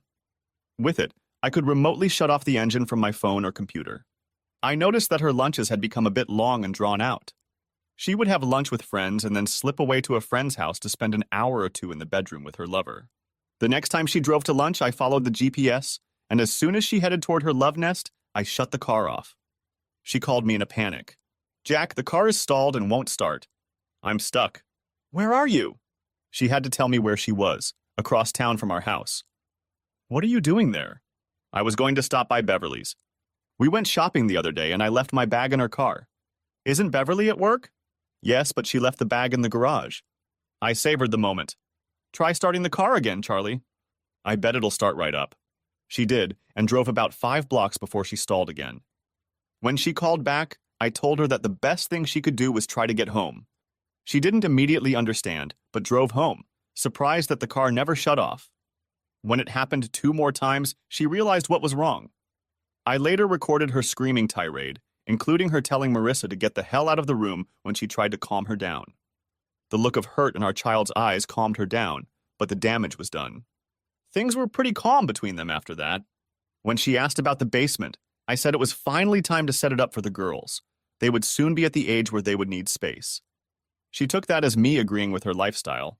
Charlie spent some of her money to buy a phone I found and put a bug on it. Looks like trouble was brewing in paradise. Apparently, they were planning to leave their spouses and settle into domestic bliss in my house, with me paying most of the bills. My behavior had caused some confusion in their plans. Maybe we should call the whole thing off, at least for a while. He's not reacting the way we'd hoped, and I'm afraid he's going to do something drastic.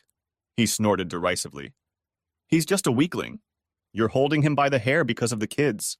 You know he won't do anything to hurt them. She sighed. Maybe not them, but us for sure. I've seen him at work, and he can be very ruthless when he needs to be. He's made my life very difficult, but he hasn't done anything drastic yet. You're a different matter. You have a very public job, you work for the county. A county official having an affair with the wife of a prominent local businessman is newsworthy. When the paper gets wind of it, you'll be on your ass before the ink is dry, and where would we be then? How would you explain it to your wife? Or have you already told her you're leaving her for another woman? There was a rather long silence, and there was a distinct note in her tone when she spoke. I thought I wasn't. Man, tell her. Before my husband does. And just because he hasn't jumped you yet doesn't mean he won't. He'll just analyze every fact he can get his hands on and hit you where he knows it will hurt the most. You better be ready, because it's going to happen. Now, I don't want to see you for at least a month. We both need to think, and I need to repair as much of my relationship with my husband as possible. If we break up, I want him to be in as forgiving a mood as possible and not going to push him too hard. He will be as fair as he can be, especially with the girls. I mean it, a month, and I'll call you when I'm ready to talk. Well, well, well. I had just been given the gift of a full month to finalize my plans. I decided to use that time wisely. The first thing I did was set up a meeting with the chairman of the county commission. He and my father had been together for a long time, not as friends, but as business partners. He figured it had something to do with my business and agreed to meet me for dinner. We met at an upscale steakhouse outside of town, and I made sure he ate well and had a few drinks before getting down to business. I'm thinking of moving my business, Fred. Hanover County has been sniffing around. They have a lot of vacant buildings that would suit my needs, and they're offering some very good tax incentives. Fred immediately frowned. The thought of 89 jobs leaving his district was not a pleasant one, especially considering that a few months ago we'd been in the papers about my expansion, which had left me needing another 30 or so employees. That wouldn't look good, especially in an election year. Why? Why would you want to do that? The county has always had a good relationship with you. I don't know what to say, Jack. With the economy the way it is now, I doubt very much we'll be able to make any concessions to you. I don't need any concessions, Fred. The thing is, I need to rezone the property to expand, and I don't think that's going to be easy, especially when it comes time to get permits. Again, why? You know, the rezoning ads have already come out, and no one has raised any objections, so it should just be a rubber stamp procedure when we vote on it. As for the permits, what makes you think you'll have a problem? Because your permit and zoning manager is sleeping with my wife, and he knows that I know. He looked like a punctured balloon. The scandal, when it broke, would be very messy. All county departments would get at least a little fallout.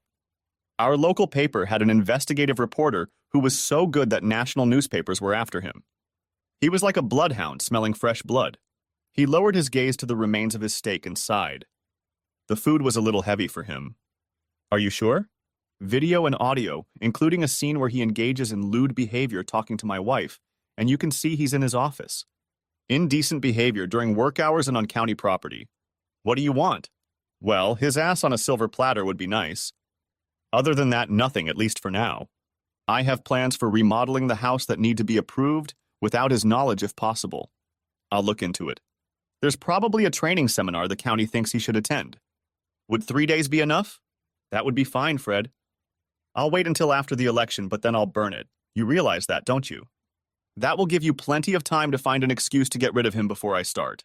We parted, knowing that our relationship had changed forever. From now on, he would dread waiting for me to ask to see him. Another relationship ruined because of Charlie. The seminar did take place and I got the contractor to do all the paperwork in his name. They started the next day. Charlie didn't show much interest. I suspect she had other concerns. To her credit, she tried to rekindle our relationship. She made a long speech about how she was bored, that the kids had outgrown her, and she felt less attractive as a woman. She assured me that she made no excuses for her behavior, that she just happened to encounter a predator at a low point in her life, and that it wouldn't happen again. Really? What's going to happen in a few years when the girls grow up and go to college and start building their lives, and you're sitting here staring at four walls and bored out of your mind? You know, instead of ruining our marriage, you could volunteer at some charity organization, join a book club, or get a real job. It would have given you a purpose to put your energy into, but instead you chose a buddy for fun. How's that working out for you? I won't touch you. Our relationship is on life support, and it's only a matter of time until it dies. We won't leave with a bang, more like a whimper. I urge you to think about life after marriage. Well, at least for me, because it will happen. She ran out of the room in tears. Over the next few weeks, she became a model wife and mother. We went out as a family, even taking the kids to Disney for a long weekend. I hated it, but the girls and even Charlie seemed to enjoy it. The only time things got bad was when we went to bed. I rented a room with 2 double beds, making it clear that we wouldn't be sharing. She was already hinting at divorce when I handed her the separation papers. Knowing that a confrontation would not be pretty, I picked the girls up from school a little early and took them to the park. They were no longer infants and realized something was wrong. They also guessed it was about the other person. They just didn't know which parent was at fault. I gently explained that their mother and I weren't getting along well, and I was moving out. They burst into tears, hugging me and begging me to stay. I hugged them until they calmed down. I'm not going far away, my little ones. I could never live without you. But I'm moving out of my house and into a new apartment I built in the basement. Technically, I'll still live in the house, but completely self-contained. That's why I put twin beds in the second bedroom. It's not as nice as your rooms are now, but it will always be there for you. Here are your keys. Just please don't put them in your mother's hands. They were a little amused when I promised that on Saturday they could go shopping and decorate the room however they wanted. Since I didn't know what was in store for them, I sent the girls down to the basement when we got home, telling them to check their room and see what she needed. When Charlie met me at the door, screaming at the top of her lungs, I knew I had made the right decision. She became so loud that the neighbors called the police. On the advice of my lawyer, I never entered the house, even though it was wired for sound and vision. I showed the police officer a copy of the divorce papers when she asked what caused the argument. I quickly stopped her when I saw a flicker of judgment in her eyes. Yes, I prepared them to make sure things were going smoothly. It may or may not turn into a divorce, but my attorney advised me to do it to document the process. And while you can't ask, this is about adultery. Hers, not mine. If you don't believe me, I can show you videos and pictures. She looked at Charlie, who was turning several interesting shades of red. So what? That doesn't mean that asshole has the right to abandon me and our children. Officer, would you mind? I made her follow me around the house and unlocked the gate and the fence I'd erected. Charlie followed me and demanded to go in too, but the policeman, showing wisdom, asked her to stay outside for a moment. I showed her the apartment. She was impressed until we opened the door to the girls' room and saw them huddled together on the bed, crying quietly. They rushed into my arms and I spent several minutes soothing them. Shh. Mommy's just having a bad day. I'm sure she's calmed down by now, right, officer? The officer nodded grimly and then smiled at the girls. Your dad is right. She's much calmer already. Your daddy and I will go back and talk to her some more to make sure. She said goodbye to them, and we got to talking as soon as we got outside. You must be feeling pretty bad right now. But you got through it. You did the right thing for your girls. I have no advice for you other than to always put your kids first. If my first husband had been half the man you are, I probably wouldn't still hate him. When we returned, Charlie was much calmer and assured the officer that she no longer had to react to her angry outbursts. The fact that she loved me so much was breaking her heart. I'll tell you the same thing I told him. Put the welfare of your children first. How you behave during this will determine how they look at both of you for the rest of your lives. And ma'am, this is just a divorce. It's a long way from the divorce stage. I can't answer the question of going to court to get it annulled. You need a lawyer for that. Good luck to both of you. She waved at the officer as she pulled away, then turned to me and hissed. Living room. Now. She strode into the house, and I took the opportunity to walk around the house, close the gate behind me, and go inside. I put 2 deadbolts and 3 latches on the top door. She would have to use a battering ram to get inside. It was the same on the newly installed lower door, plus I chose it for soundproofing. She could stand upstairs and scream at the top of her voice and we would never know it. The girls stayed with me until bedtime. I assured them that Mom was okay now, and as soon as they came out, I called out to her. Shut up and listen. In a few seconds, the girls will be coming through the front door. How you behave with them now may determine how close you will be in later life. So do the same thing I did. Humble yourself and think about them. I hung up the phone. The girls never called. Apparently the night went smoothly. Charlie did hire a lawyer using up the card I'd left her and got a hearing in the judge's office. She was a woman in her early 40s with tired eyes. Seeing families tearing each other apart and constantly using their children as pawns must take a lot out of a person. Mr. Sayers, why did you file for divorce? Because, Your Honor, my wife is currently involved with another man, by her own admission, for at least 9 months now. When I found out about it, she said she had no intention of ending the affair, and I would just have to live with it. Perhaps I could do that if it were just the two of us, but we have 2 girls, ages 11 and 13, and I wasn't sure I wanted to introduce them to this lifestyle at such a tender age. If my wife disputes any of this, I can provide you with video and audio evidence, Your Honor, all of it legally obtained. She looked at Charlie, who hung his head. Turning to me, she seemed to smile slightly. I heard you moved out of the house, Mr. Sayers. How far would you estimate you are from your daughters? 26 paces, ma'am. I remodeled our basement, turning it into an apartment. It's completely separate from the rest of the house. I have no reason to enter the house by invitation only, and my wife has the same restrictions. By invitation only. She turned to Charlie. Well, it looks like you're going to have to make some decisions, Mrs. Sayers. If you really want to save your marriage, you should reflect on your recent decisions. If this were a divorce, I would advise you to see a counselor. However, this is just a trial separation, and you can get back together at the end of it. So I don't see the point or find any legal reason to overturn it, so I wouldn't schedule it. The separation papers were duly filed, so they remain valid. After 90 days, he can extend it, revoke it, or file for divorce. I wish you both the best of luck. We were led out of the office and into the parking lot. You're really mad, aren't you? What a stupid question. Yes, but not to that extent. The thing I feel the most is sadness. I always thought the only way for us to be apart was for one of us to hold the other's hand as we walked by. Now I know that will never happen. My anger wants me to tell you that I wasted my years with you, but we have girls, so it will never be a waste of time. I was in the car before she could respond. As I pulled out of the parking lot, I looked in the rearview mirror and saw her sitting in the car sobbing. In past times, I would have hugged her and told her that no matter what happened, we would always be there for each other. Now I just sighed and turned right around. For the next 3 weeks we coexisted, her upstairs, me downstairs. Charlie got upset when the girls refused to let her into my apartment. Tried to pressure them, but they held firm. Finally, one day I knocked on her door. She seemed surprised to see me. I hadn't seen or spoken to her since the trial. Before she could speak, I gave her instructions. Follow my lead. The girls learned how to cook on the gas grill and made us dinner. So follow me and don't ruin their dinner. She obediently followed me. The girls, wearing big aprons and chef's caps they had gotten somewhere, hugged her and led her to our picnic table where we fed them herb-roasted chicken, grilled vegetables, corn on the cob, and tomato salad. They even had a dessert, a cheesecake they made from a mix.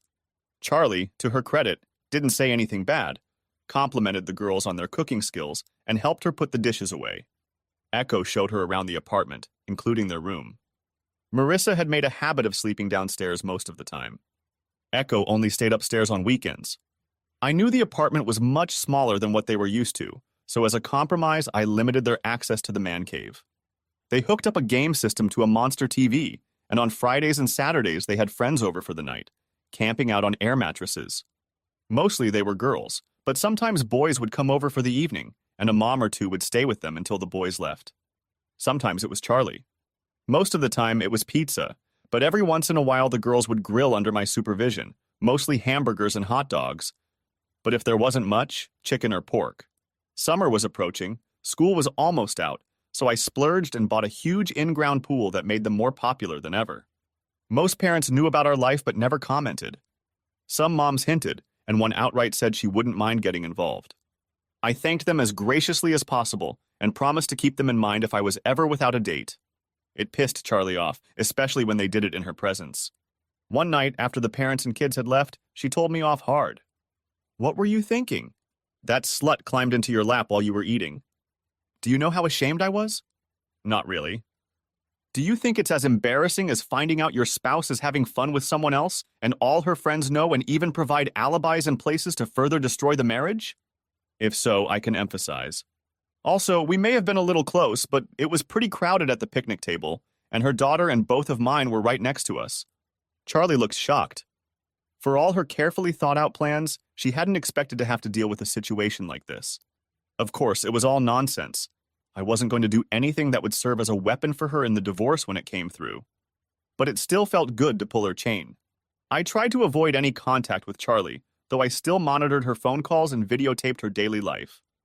Apparently, the fact that she had 2 lovers anytime she wanted, and none for 3 months, kept her busy.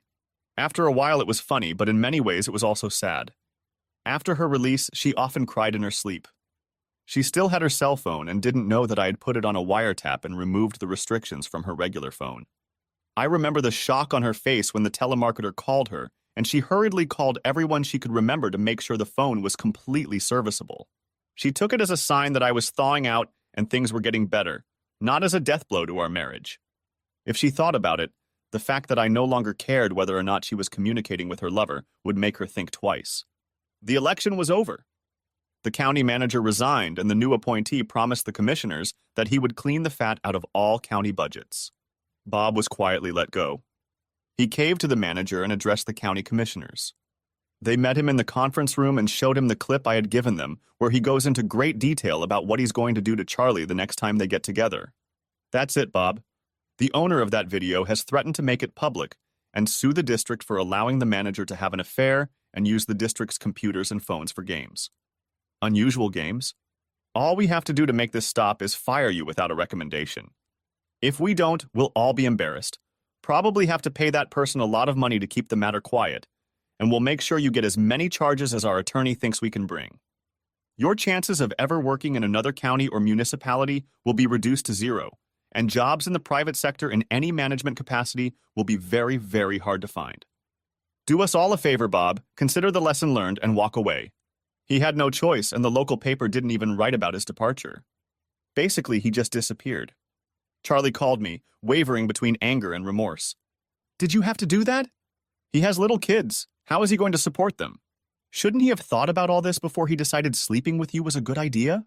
And I feel sorry for his kids, but his wife has a pretty good job right now, and she should be okay with child support. His wife is a stay-at-home mom. Not anymore. I think she has an accounting degree, and a local company hired her pretty quickly. I hear it's a pretty good job. Who would hire a man who hasn't worked in 6 years and give him such a good job?" "Me," said I before hanging up. Bob's wife was a chubby, pretty woman with a perpetual smile on her face. It took me shattering her world to finally knock the hubris off of it. What am I going to do now? This was the only income we had. How am I going to take care of my kids? Her oldest was in school, and the 3-year-old was busy trying to climb on top of me while I tickled her. "You're going to go to work for me. Rumor has it I'm not a bad boss. Even if you don't want to, I'll help you. It's not my fault he betrayed your marriage and put you in this position, but guilty or not, I feel responsible. This offer doesn't commit you to anything. My kids are older and already know, but it still affects them deeply. I'm doing my best to minimize the pain, but I can't take it away. That's in case you want to leave, of course. If you want to support him, I will pray for you. But I have to tell you that it all seems too smooth and practical for this to be his first time. I thank you for your patience, and I apologize for the information I had to give you. If you decide to get a divorce, I can help you with the proof." I left her, trying to hold back sobs as she hugged her daughter. She called me 3 days later. In a tight, controlled voice, she told me that he wasn't going to tell her he'd been fired or that it was all about cheating until she threw it in his face. I thought he was going to hit me, so I smirked and told him, "Go ahead. The bruises will make it easy for him to go to jail and for me to get a restraining order." I told him it would be a fitting end to a horrible situation. He ran out and I haven't seen him since. But he doesn't have the money because I cleared all the accounts the same day you told me what was going on. And it wasn't done out of spite, well, not much anyway. He has 2 young children and they have needs. I wasn't going to let them lack anything because of his mistakes. I have enough money to live on for 3 months. Is that job offer still on the table? She started work the following week. I was thrilled to see how nimble she was, and we agreed that she would be in the office half the time and work from home the rest of the time. This helped her tremendously when it came to childcare issues. My staff were not idiots, and when Charlie's picture disappeared from my desk and the girls and I appeared in its place, they understood and even expressed cautious condolences. All but one. Misty despised Charlie because she thought Misty was trying to hit on me and made a huge scene at the company party. Misty left in tears, and I kicked Charlie's ass the next morning when she sobered up. Looking back, I realize it was right after she started having an affair with Bob. Transmission, I guess. If she was spinning it, I was spinning it. I threatened to cut Charlie off from work for a month, financially, before she came to the office and apologized to Misty. Misty accepted, and they hugged to show there were no hard feelings. I was able to see most of their faces, and the pat on the back looked like they were looking for a soft spot for a knife. She walked into my office, smirking. I just found out. You can fire me if you want, boss, but I'm glad. You're too good a man for that bitch. You didn't notice it, but she was always so damn cruel to women when you weren't around. We're gonna split the cards on who goes after you first. I never told you, but I worked as a dealer at a casino on the coast when I was a student, and if I get my hands on the cards, those sluts don't stand a chance. I like romantic movies, French food, and long, slow massages with warm, aromatic oils. Misty was a trim redhead, confident, and knew how to dress to get noticed without violating office standards. She was 12 years younger than me, in a serious relationship with a nice guy who I assumed she would marry sooner or later. I had already promised to walk her down the aisle and pay for the honeymoon, within reason. So I knew she had no serious intentions. I shocked her by responding with joke after joke since we were alone. I guess I'll go along with that. I've always wondered if your rug matches your curtains. Her hand flashed to her mouth and she giggled, running to the door. Turning around, she looked me straight in the eye. It would have fit, but I took the carpet off, deciding I liked smooth floors better. If you don't believe me, ask Jerry. I promised her that would be our first topic of conversation the next time we were together, and listened as she laughed all the way down the hall. It made me grin the rest of the day, and I wasn't as serious as I used to be. The other ladies noticed this, and Misty must have blabbed because every time I got moody or angry, one or the other would say something to lift my spirits. I realized the situation was out of control when our 60-year-old secretary told me she was from a different generation, and how I felt about shaggy wool rugs. Charlie was despairing, climbing the walls, alone, no lover, no husband, no outlet except for lunches with her friends. And after I nearly ruined her best friend's marriage by telling her husband that his wife had let Charlie use their house to continue the affair, neither of them would even talk about her situation, and damn sure wouldn't pander. The husband let it slip, and the remaining friends were on thin ice when it came to Charlie. A month later, I opened the door and saw Charlie on her knees, begging me to just talk to her. I mulled over about 20 very cruel responses before opening the door wide and walking into the living room. She followed me in a few seconds, looking around warily as if fearing an ambush. Beer? She nodded, and I took the glass and poured her one. She tasted it and examined the glass closely. What's this? It's real Bock, imported. If you don't like it, I have a few other varieties you might be interested in. Have you turned violent? I glanced at my watch. There were 3.5 minutes left before she'd managed to piss me off. No, I didn't turn into a lush. I've decided to choose quality over quantity. That and sipping beer rather than consuming it. It usually takes me about 2 weeks to go through a 12-pack. I'm afraid to say it has taken its toll on the girls. If you were to look in my refrigerator, you would see that sodas, root beers, and exotic fruits are the most popular. What about you? Have you started drinking more wine? I knew from the cameras that she drank almost a bottle a night, much more than when we lived together. She blushed, surprising me with her candor. Yes. It helps me get through the lonely nights. But I realized that and started drinking less. Why would you be lonely? A boy in love is officially semi-lonely. Why not go out and play? Scratch an itch, so to speak. She looked shocked. Doesn't it bother you? No more than when you did it when we were still living together. At least you're legally separated, and he's in the process of getting a divorce, so the embarrassment will be much less. She lowered her eyes in what I hoped was shame. We haven't been together for a long time. I knew Bob had been gone a long time, taking a job in a small county half a state away. His salary was about 2/3 of what he made here, and child support was calculated from his former salary. Paying it every week was very hard. If she wanted to play, one of them would have to drive at least 3 hours. Besides, she said, I know you know a lot more now than you're admitting, so I'm sure you realize he's off the hook. Honestly, just thinking about being with him again makes my stomach churn. If I had the chance to do it all over again, I wouldn't give him the time of day. He wasn't even close to worth what he cost me. He didn't cost you anything, Charlie. You're the one who gained so much money when you threw him in my face and threatened to take everything away from me if I didn't agree to let you continue. She wheezed, the little sobs threatening to turn into big ones. For some reason, this made me angry. Stop it, Charlie. All the tears in the world won't fix the situation. You must have come here for a reason. What do you want? She looked up, a surprisingly determined expression on her face. I want one thing. You. I want you to come back. I want you to snuggle up to me, stroke my ear like you used to, and tell me everything's going to be okay. I want you and the girls to be with me, wrapped up in blankets on this big couch, eating popcorn and laughing about the movie we're watching until they fall asleep, each snuggled up against one of us. I want to feel loved again, not empty and hollow, just marking the days. I know my promises mean nothing to you right now, but I beg you to give me a chance, a fresh start, to make amends. That little speech must have knocked her out pretty hard. She sighed, standing up. Think about it for a while. I don't expect an answer right now. Before I go, will you give me a hug just for a second? Charlie looked lost and miserable, so I hugged her and let her cry on my shoulder for a few minutes. Finally, she pulled away, thanked me, and left. I sat on the couch for another long time until Marissa came in and asked where dinner was. I pointed to the menu posted on the corkboard near the refrigerator. Pick one. She must have called Darcy because she came downstairs and had a long discussion about Chinese food, fried chicken, pizza, or hamburgers before settling on a Creole dish. You can call your mom and see if she wants to join us. If you want to, of course. Darcy ran upstairs and returned 10 minutes later, Charlie trailing behind her. They argued until I reminded them that if they didn't call soon, it would be too late. They decided to take it and left, returning with a movie they had rented, and asked if we could watch it at the man cave after dinner. I ate my black and blue salad, enjoying the combination of blackened steak and blue cheese crumbles, watching them chatter and taste test all the plates, including mine. Darcy worked up the courage to order the alligator bites, and they turned out pretty good. Once we were full, we went into the building and sat down on the leather couch, seating both kids between us like old times. They chose a novel and I laughed at it until Darcy poked me in the ribs, telling me to shut up so they could enjoy it. Neither girl saw the ending until the next day because they both fell asleep snuggled up against us. When I looked over, I saw Charlie crying softly, trying not to wake Marissa.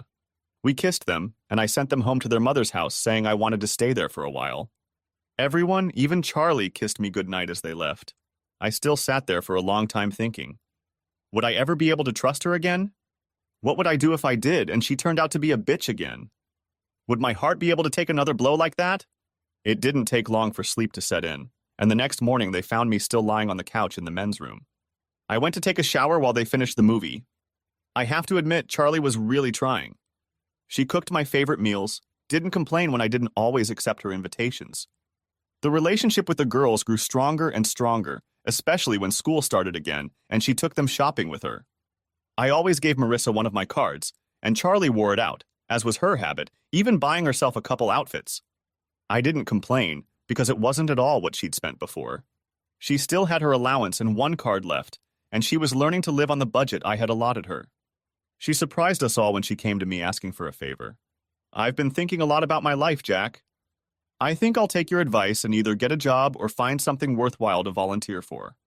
If I do that, will you watch the girls if I need you? I gave her a big hug and praised her. She had also been going to the gym, and it was already showing. She was getting back into her old soccer mom shape. I always praised her for her progress, even giving her extra money for workout gear and a few new outfits. Charlie took a volunteer job with a major charity organization, helping to prepare events from fun runs to formal balls and dinners. For the first 2 or 3 months, it was mostly daytime events, usually on weekends. Most of the time, one girl or the other went with her, sometimes both. Sometimes I went with her as well, which she seemed to enjoy. As the weather got cooler, they moved to more enclosed areas where the activities were held mostly at night. I went to some of them with her. It was fun, and I got to socialize with her a bit, but it was taking too much of my energy to do it regularly and still run the company, so I cut my visits down to 1 out of 3. Charlie acted frustrated until I asked her how she would like it if I got up early and dragged her to work, and she still had to go to her job with hardly any sleep. On the second day, she usually had breakfast with us, showing pictures of all the beautiful people on her phone. I didn't think much of it, preferring to trust her as I figured she had learned her lesson. The video cameras were still in place, but I had stopped checking them weeks ago. We were slowly coming back to each other. I had almost come to terms with her act, believing she was truly sorry, and knew what would happen if she stumbled again. But pride doesn't precede a fall, smugness does. One day, June called me and asked me to bring the kids over for the weekend, myself included, if I wanted to. Charlie had a 2-day event, so we kissed her, wished her luck on her project, and even invited her to come to their mansion and spend the night. She declined, saying she'd be too tired to drive the extra 35 miles, told us to have a good time, kissed us goodbye, and waved until we were out of sight. Harry and June met us at the door. "You're just an idiot when it comes to women, Jack. You know that, right? Shanna is furious because she sent you all kinds of signals when the trouble with Charlie started and you never responded. I know that with your old-fashioned sense of honor, you wouldn't even touch another woman until you were divorced. But she doesn't understand why you didn't just let Charlie go. If I did, I'd be just as bad as Charlie. Besides, I did everything with the children in mind and couldn't afford a hint of scandal if I had full custody. How are you getting along with Charlie?" "Much better. She doesn't stay at home now. She plays sports, is much more conservative about money, even volunteers for a major charity organization. I still haven't moved in with her, but we stay overnight sometimes. I have high hopes for the future." Harry sighed and June didn't make eye contact with me. "We need to talk, Jack, after the girls are tucked in for the night." That ruined my mood for the rest of the evening. The girls didn't notice that I was quiet, and after dinner, rushed off to watch a movie in their 32-person media room. We went into the bar, a room furnished like a Western-style saloon. He brought us each a couple of beers and June a glass of wine, which she favored. I tasted it, expecting something exceptional for $600 a bottle, but in my opinion it tasted the same as the $20 stuff. We sat sipping it. I knew it was best not to rush them. They would get to what they wanted to say in their own time. Finally, June began. "You do know that we contribute heavily to several charitable organizations, right? Especially since most of it we can write off. We'd rather give money to an organization that can really improve the world than let the government waste it. And Charlie has approached us several times about her new position, and we've always sent a nice check." I suddenly realized I wasn't going to like where this was going.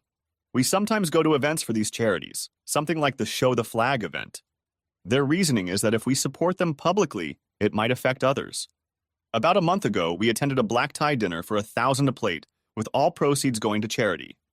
Charlie was there backstage, coordinating everything. She was busy and we didn't get a chance to talk. I don't think she even realized we were there. The evening was almost over, the tables had been cleared away, and the band had set up those who wanted to dance. We were just about to leave when I saw her again. "Look." She showed me a picture of Charlie in a dress I'd never seen before, and there was a guy next to her.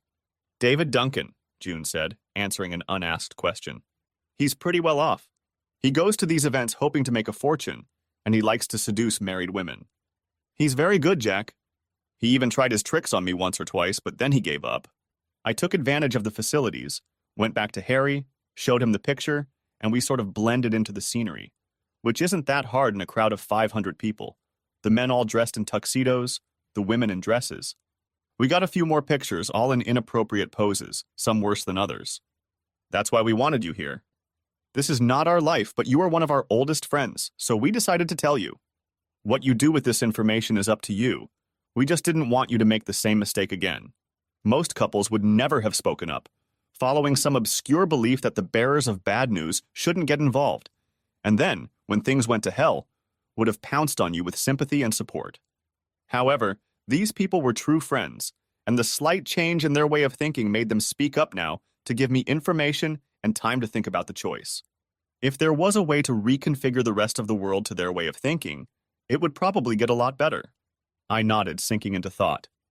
The first betrayal had hurt me badly, but this, after everything we'd been through and all the promises she'd made, had hurt me deeply. Without a doubt, our marriage was over. The emotions hadn't had time to subside yet, so I thanked Harry and June, bowed out, and went to bed. I figured I'd be up half the night, but when my head touched the pillow, I passed out like a light. My eyes opened at 6, and I lay pondering what I should do. The divorce was back on, no doubt about it. I would call the lawyer on Monday and get into action. I didn't know when I'd tell Charlie or the girls about it, but I wasn't going to waste much time. It was time to move on. I'll go my way, she'll go hers. I'll live in the basement until Marissa graduates, and maybe Darcy will come with me when I move out. If Charlie had any common sense, and judging by her actions, there was very little, she would have agreed, for the girl's sake, if not more. But then again, she wasn't known for being malleable. Time would tell. We spent the next 2 days watching the girls have fun, although we participated in the activities as well. June decided she wanted horses, so they built a barn with 6 stalls and filled it to capacity. I was a little apprehensive about such huge animals, but the ones they acquired were known for their intelligence and gentle disposition. Harry discovered he was allergic to horses, so June, Shanna, the girls and I got in the saddle and spent a pleasant morning walking around the neighborhood.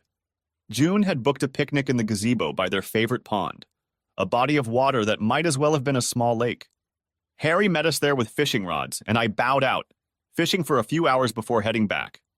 The pond was well stocked, and we both believed in the catch and release principle, so we enjoyed the fight the base gave us, and then as gently as possible, removed the hook and sent them back to grow up for the next bout.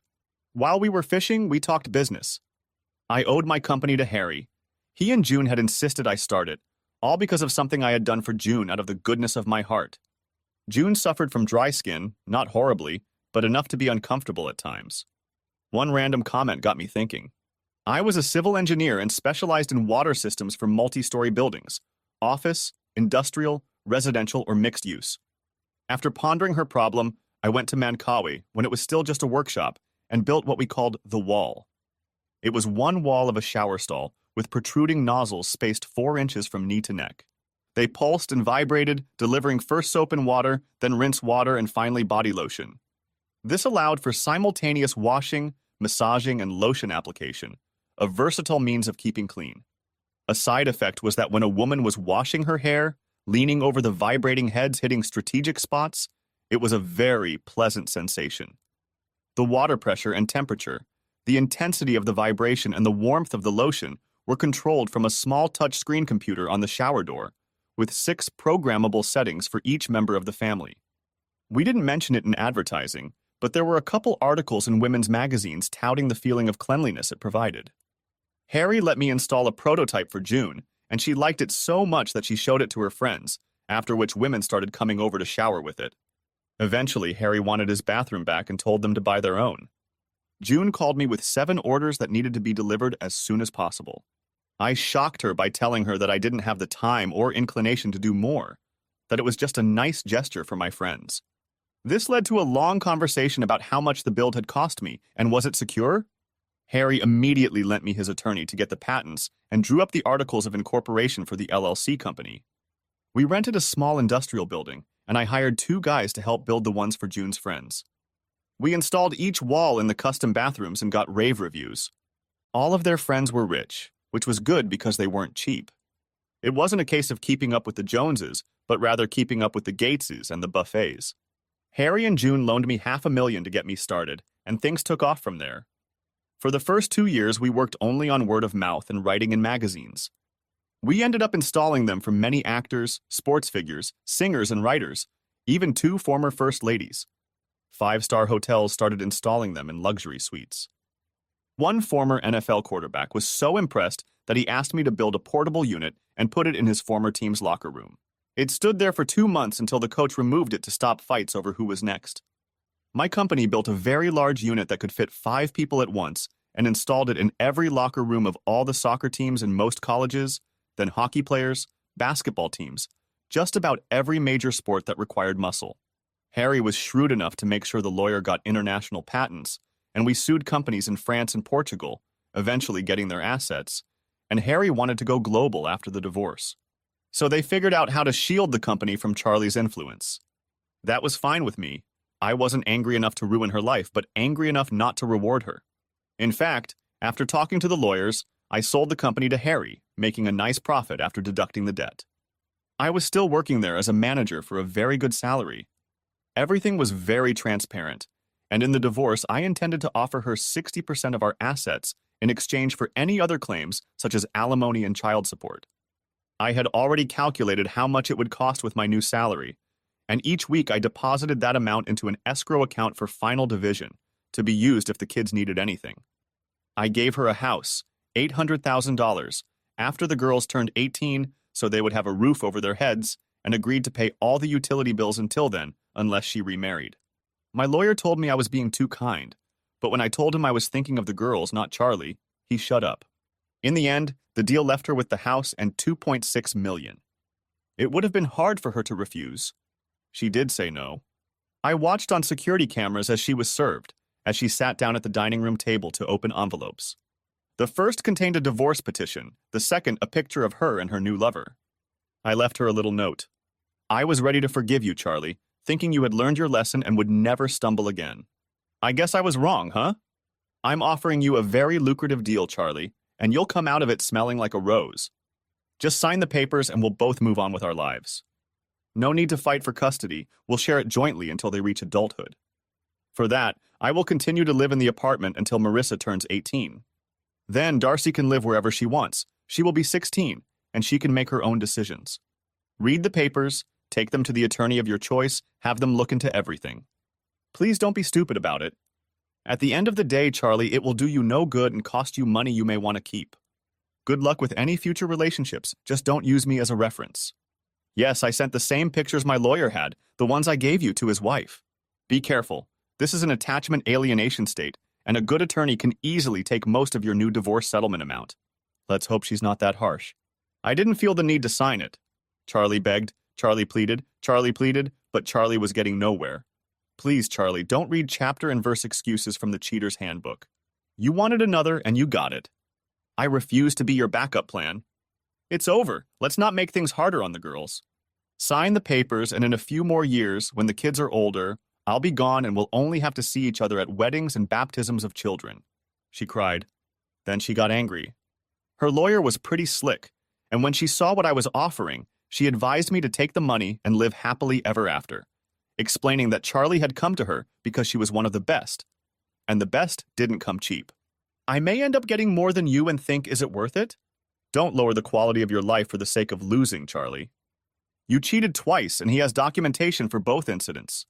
This isn't a no-fault state. He can charge you with adultery if you insist, and you'll end up with a lot less, and I'll still have to pay. Agree. She countersued for mental cruelty and claimed I had my own affairs with Shanna and Brenda, Bob's ex-wife. Brenda threatened to sue her for slander and defamation of character. Shanna showed up at her door and told her there would be trouble if she didn't stop. It won't really be me, bitch. I have a lot of friends left from my old unit, and believe me when I tell you this, we're a bunch of mean bitches. I won't even talk about what the guys can do to you. I see a lot of mugging in your future. You could disappear.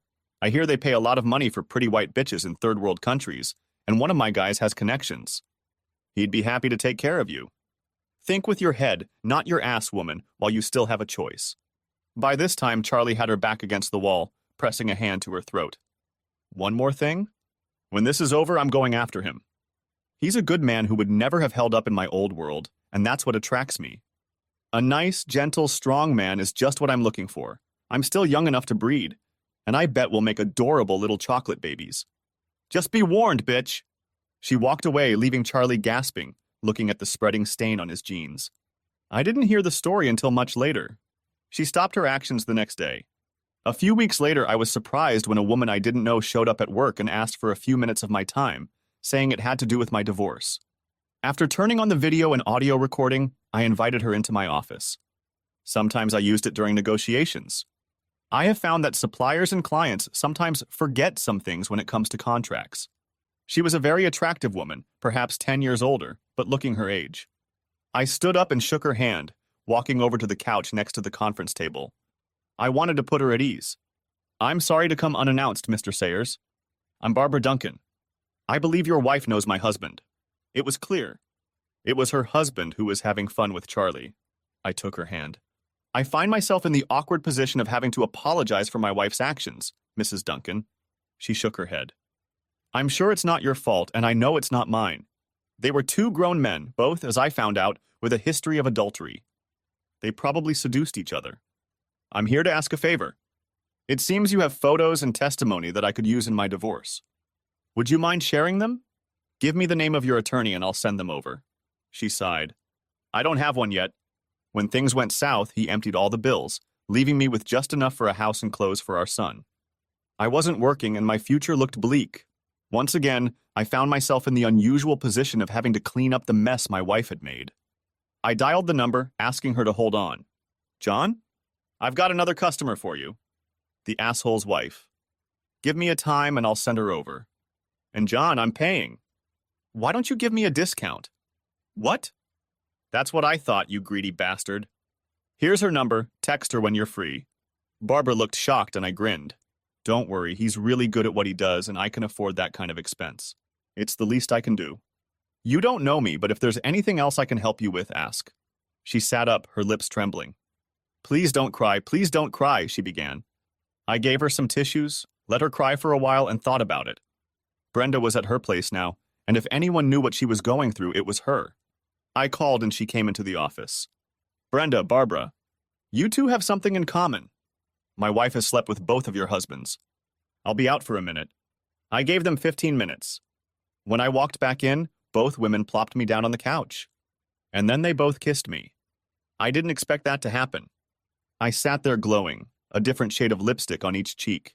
I was telling Barb what a nice guy you are, and that when the divorce is final, I'm coming for you. Don't look so shocked, you know you're my hero. Now focus. Barb needs a job until her divorce is finalized. Sounds like she's perfect for that new position you were talking about. She has a degree in international business relations, speaks French, Italian, and German. Looks like I found your new international marketing director. You can thank me with a big bonus in my next check. And remember, I'm your chief accountant, so I know how much you can pay her. Don't make me adjust it. Charlie literally flew into a rage. What the hell is wrong with you? Is this some kind of revenge? Treating me like shit while you give these bitches all the support you can? Dude, you're talking about pissing me off.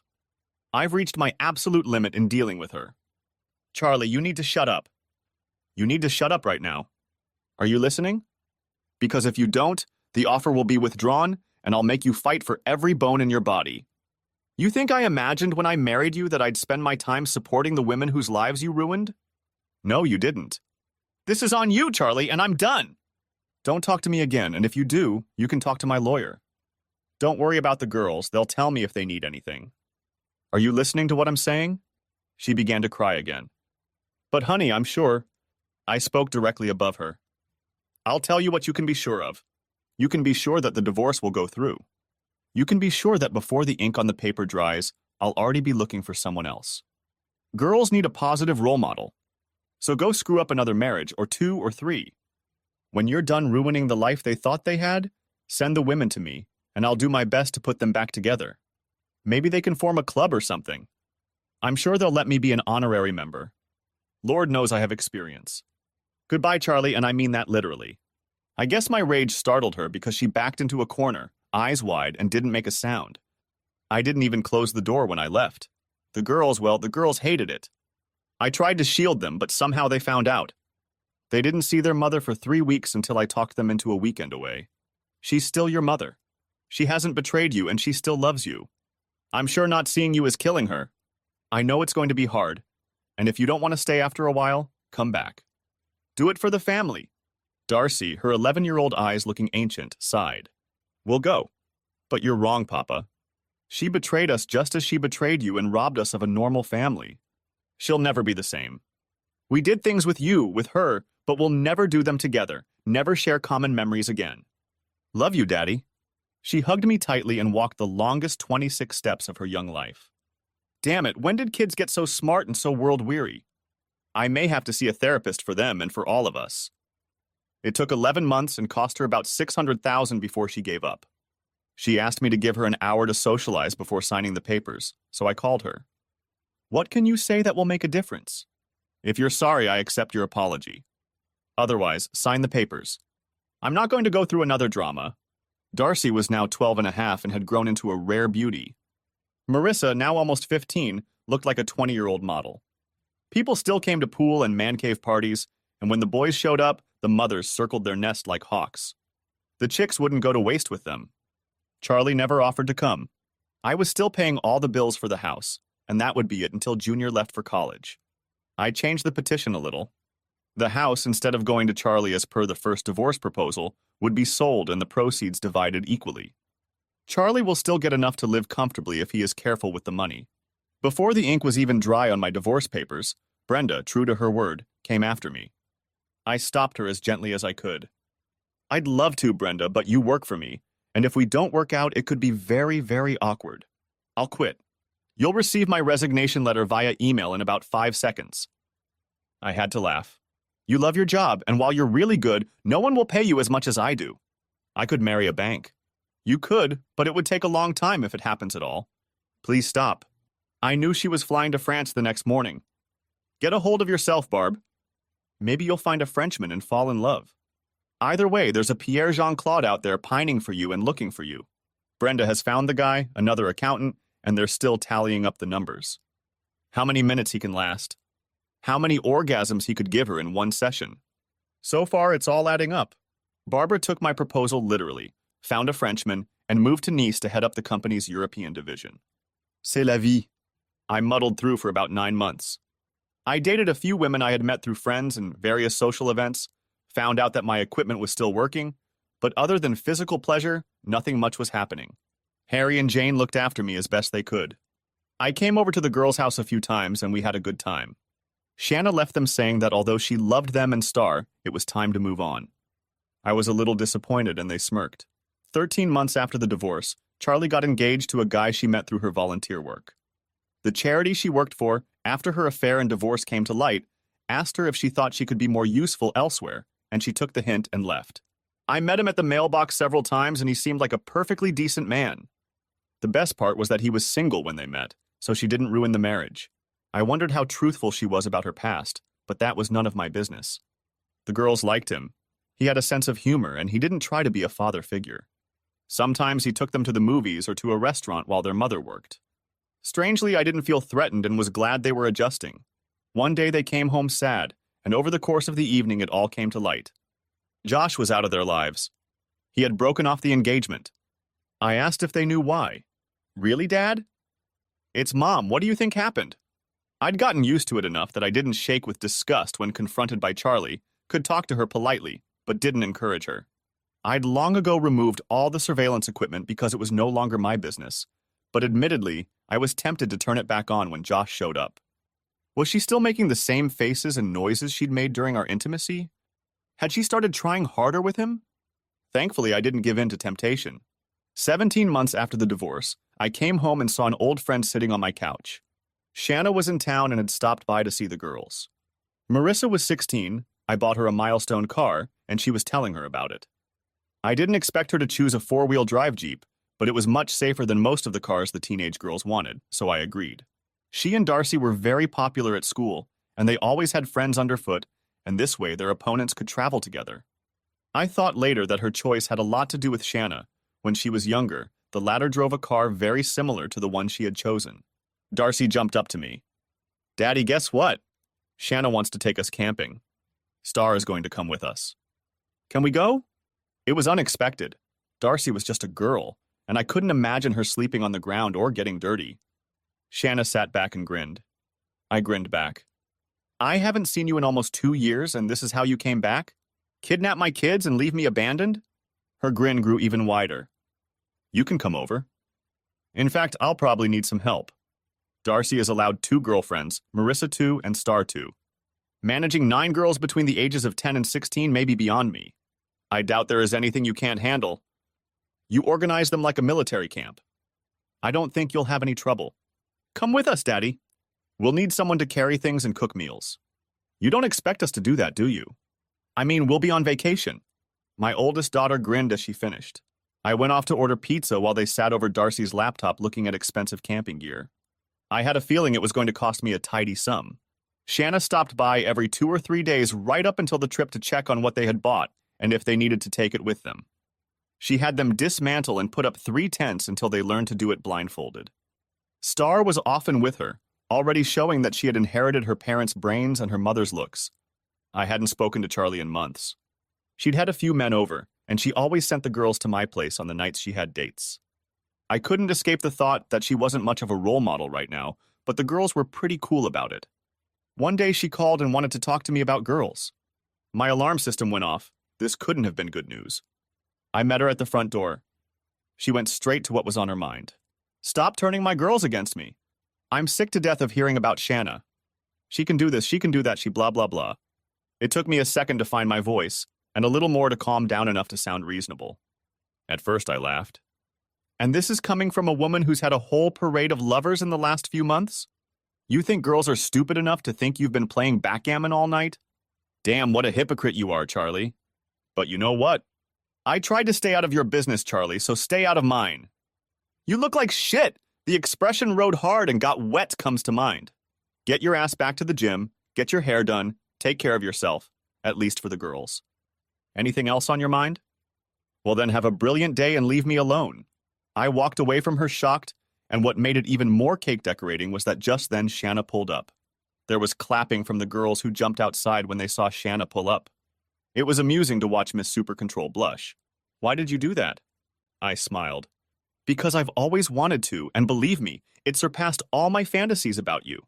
Honestly, I wanted to do it for the shock of some people. And I'd really like to try it again, to make sure that the feeling I had wasn't just a one-time thing. They went out bringing salads, and I put their steaks and baked potatoes on plates. After dinner, they hurried back into the house, leaving me to deal with the mess. I checked and rechecked everything on the list Shanna had given me. How could something that took so long to coordinate be fun? Shanna put Star and her 2 friends in her four-wheeler, Marissa put her 2 friends in hers, and Darcy and her buddies in hers. It was pretty crowded. Me? I was driving one of the support trucks, with the back piled high with gear. A support vehicle, according to Shanna. It took 4 hours to get there, but it was worth it. We were completely isolated. It took 30 minutes to get to the bathhouse. If they had to go sooner, they would have to imitate a bear. Shanna took command, handing out orders, and 4 tents grew out of the ground. I was instructed to put the food into bear-proof containers, which did not make me feel warm and fuzzy. The coolers would be locked in the cars overnight, and Shanna had bear repellent that she sprayed in large doses around the tent and cars. Next, I was to assemble the charcoal grill we had brought with us. By lunchtime, everything was ready to go. Lunch consisted of cold appetizers and sodas. The girl giggled and looked out over the lake. While they put on their bathing suits, I drove back to the marina, got the keys to the biggest pontoon boat they had, and went through an hour-long briefing. It was huge and designed for 18 adults, so I figured 9 girls and 2 adults wouldn't tax it. The next morning, we had to make breakfast. I was pretty good with the grill, but Shanna took over breakfast, delegating everything to the older girls. Soon the air was filled with the sounds of sausages roasting, and I was chopping peppers, onions, and ham for an omelet. Shanna brought out the biggest cast-iron skillet I'd ever seen, heated the oil, and made the best pancakes I'd ever tasted, with buckwheat flour and fresh blueberries. We got full, and then Shanna got everyone to help clean up, washing dishes, picking up trash, putting away utensils and food until it looked like we'd never been here. Shanna got a couple fishing rods and went down to the lake with each girl in tow and then taught each one how to fish. There were lots of small bream in the cove, so everyone caught something different. We took endless pictures, and the girls never failed to let me know that we would be visiting places like Academy or Dick's very soon. We lazed around until almost lunchtime and then drove back to the marina. Shanna made them wear sneakers and cover up their swimsuits with shorts and t-shirts. They figured it was because we took them to a restaurant on the marina for lunch. Oddly enough, they served Italian food there, and plates of spaghetti, ravioli, huge meatballs, and other assorted dishes were shared. Little girls have a knack for getting their hands full. We took them for a walk down to the piers to admire the boats. There was much squealing when they realized the big boat was meant for them, and they clattered aboard, groaning when Shanna made them put on life jackets. "We have a student driver," she said, grinning. "Best not to take any chances." We rocked slowly until everyone was comfortable. The girls only laughed. "Relax, sweetheart. I was a hormonal teenager once, and so were you, but much later than I was. They're just having fun. But if they get close again, they're all yours." She thought for a second and went on deck. I heard it echo across the lake and she came back, grinning and adjusting her top. I didn't say a word. We anchored in the cove, and I discovered the best thing on the boat. A sliding board to drive off the side of the boat into the water, and a little pump that fed water to the board to make it easier. Soon they were coming off the board 2 at a time, screaming as they flew up into the air. One little girl kept to herself, and it turned out that she couldn't swim. The others were empathetic enough to suggest they stop, a rather adult thing to do for such small children, but Shanna saved the day. She took the girl to the back of the boat, and she returned a few minutes later, wearing a life jacket. Shanna climbed up the ladder with her, and they went down together. I don't know who screamed more, Shanna or Vicky. The cove was pretty shallow, with a nice little beach, and we docked at the shore when they got tired of tying them up. We chopped wood and got the cooler out, and soon they were roasting sausages and marshmallows while sipping sodas. Shanna kept Vicky at bay, talking quietly to her, and after a few minutes I looked up when Vicky's dog swam past me. Later, we were sitting on the boat with our legs hanging off the side by side, when I walked over and gently kissed her cheek. Her smile lit up the twilight. For what? For helping Vicky. You're going to be a supermom. Tears came to her eyes, and she jumped out of the boat and swam into the bay, looking out over the canal. When she finally arrived, I helped her untangle the girls, cleaned up after them, made sure the fire was put out, and we slowly swam back to the dock. Did I do something to offend you? If so, you know I didn't mean it, and I apologize. She stroked my cheek, smiling a gentle smile. You didn't say anything wrong, sweetie. You just gave me a compliment that no one has ever given me before. I just didn't know how to take it. She leaned against me with her whole body, holding my hand. I couldn't remember the last time I'd been so pleased. We had a light dinner that the girls had prepared, insisting that Shanna and I relax, so we sat in camp chairs and snuggled. Shanna told me about her new job. She had co-owned a security firm with 3 of her fellow veterans and seemed to be succeeding, although she didn't enjoy the irregular hours and travel as much as she thought she would. I told her about selling the company, much to her surprise. It doesn't bother me. It all started out as me just trying to help a friend, and Harry and June more or less forcefully dragged me into it. They're good, loyal friends, but I didn't really like it, and money didn't mean that much to me. I just wanted to have enough money to provide a good life for my family and later for my girls. She sighed and took my hand. I know you don't show it, but Charlie hurt you more than you can show. I was married once myself. I loved the guy and considered him my life partner until I came back from a business trip and found out he was divorcing me for what I thought was a good friend, and she was 6 months pregnant. At least he had the decency to wait until I got home, but it still hurt. I was a little shocked. She had never mentioned this before, and it made me sad. Charlie had taught me a lot about pain management, so I could understand. We lay in the chairs until dinner was served. I was really glad my girls had learned how to use the grill, because most of the others were clueless. Shanna and I did the dishes, and the girls sat around the fire, singing along to one of Marissa's friends on the guitar. It sounded good, sitting in the dark with no one around to appreciate your abilities. We tried to wear down the pontoon, and the girls were adamant that we should get one of our own as gifts for both birthdays combined. I did not resist the suggestion in the slightest. I lay there in the tent in the middle of the desert and realized that I was the happiest I had been in a very, very long time, and fell asleep with a smile. The girls picked us up, and we went out to face the world. After everything was packed up, we looked around to make sure we had left the campground better than we found it, and left, taking with us memories that will last a lifetime. I'm sure everything had been planned. Marissa got behind the wheel of Shanna's SUV, another girl got behind the wheel of hers, and Shanna came with me. We drove, holding hands, not feeling the need to talk. An hour away from home, Shanna finally spoke. I've been thinking about this for years, to tell you the truth. We could go home, date, dance around how we feel about each other, but I'll cut to the chase and give you some options. You're going to love me. You will marry me. You'll give me a few more children to love besides Star and our girls. And it's a prerequisite that you spend the rest of your life with me. If you object to any of this, I'll get in the car when we get back, drive away, and you'll never see me again. Oh, and by the way, I love you. How do you feel about that? Well, let me think about it. Okay, I've thought about it. Tomorrow we'll go to the jeweler's and find you a ring. And then we, or rather you, will go house hunting. I refuse to start married life in my ex's basement, so the sooner you find our house, the sooner we can get it set up. You might want to bring the girls in for counseling when you've made up your mind. Is that okay? Oh, and to make it official, Shanna Hunter, will you marry me? She sat like that for a few seconds until the tears started. Then the tears were replaced with a smug look. She texted someone and asked me to stop right then and there. I thought the girl driving Marissa's Jeep was about to crash, so fast she pulled over. Shanna jumped out of the truck, rushed around, and pulled me out before I could get out myself. Marissa appeared to still be holding her phone, and I looked at the message.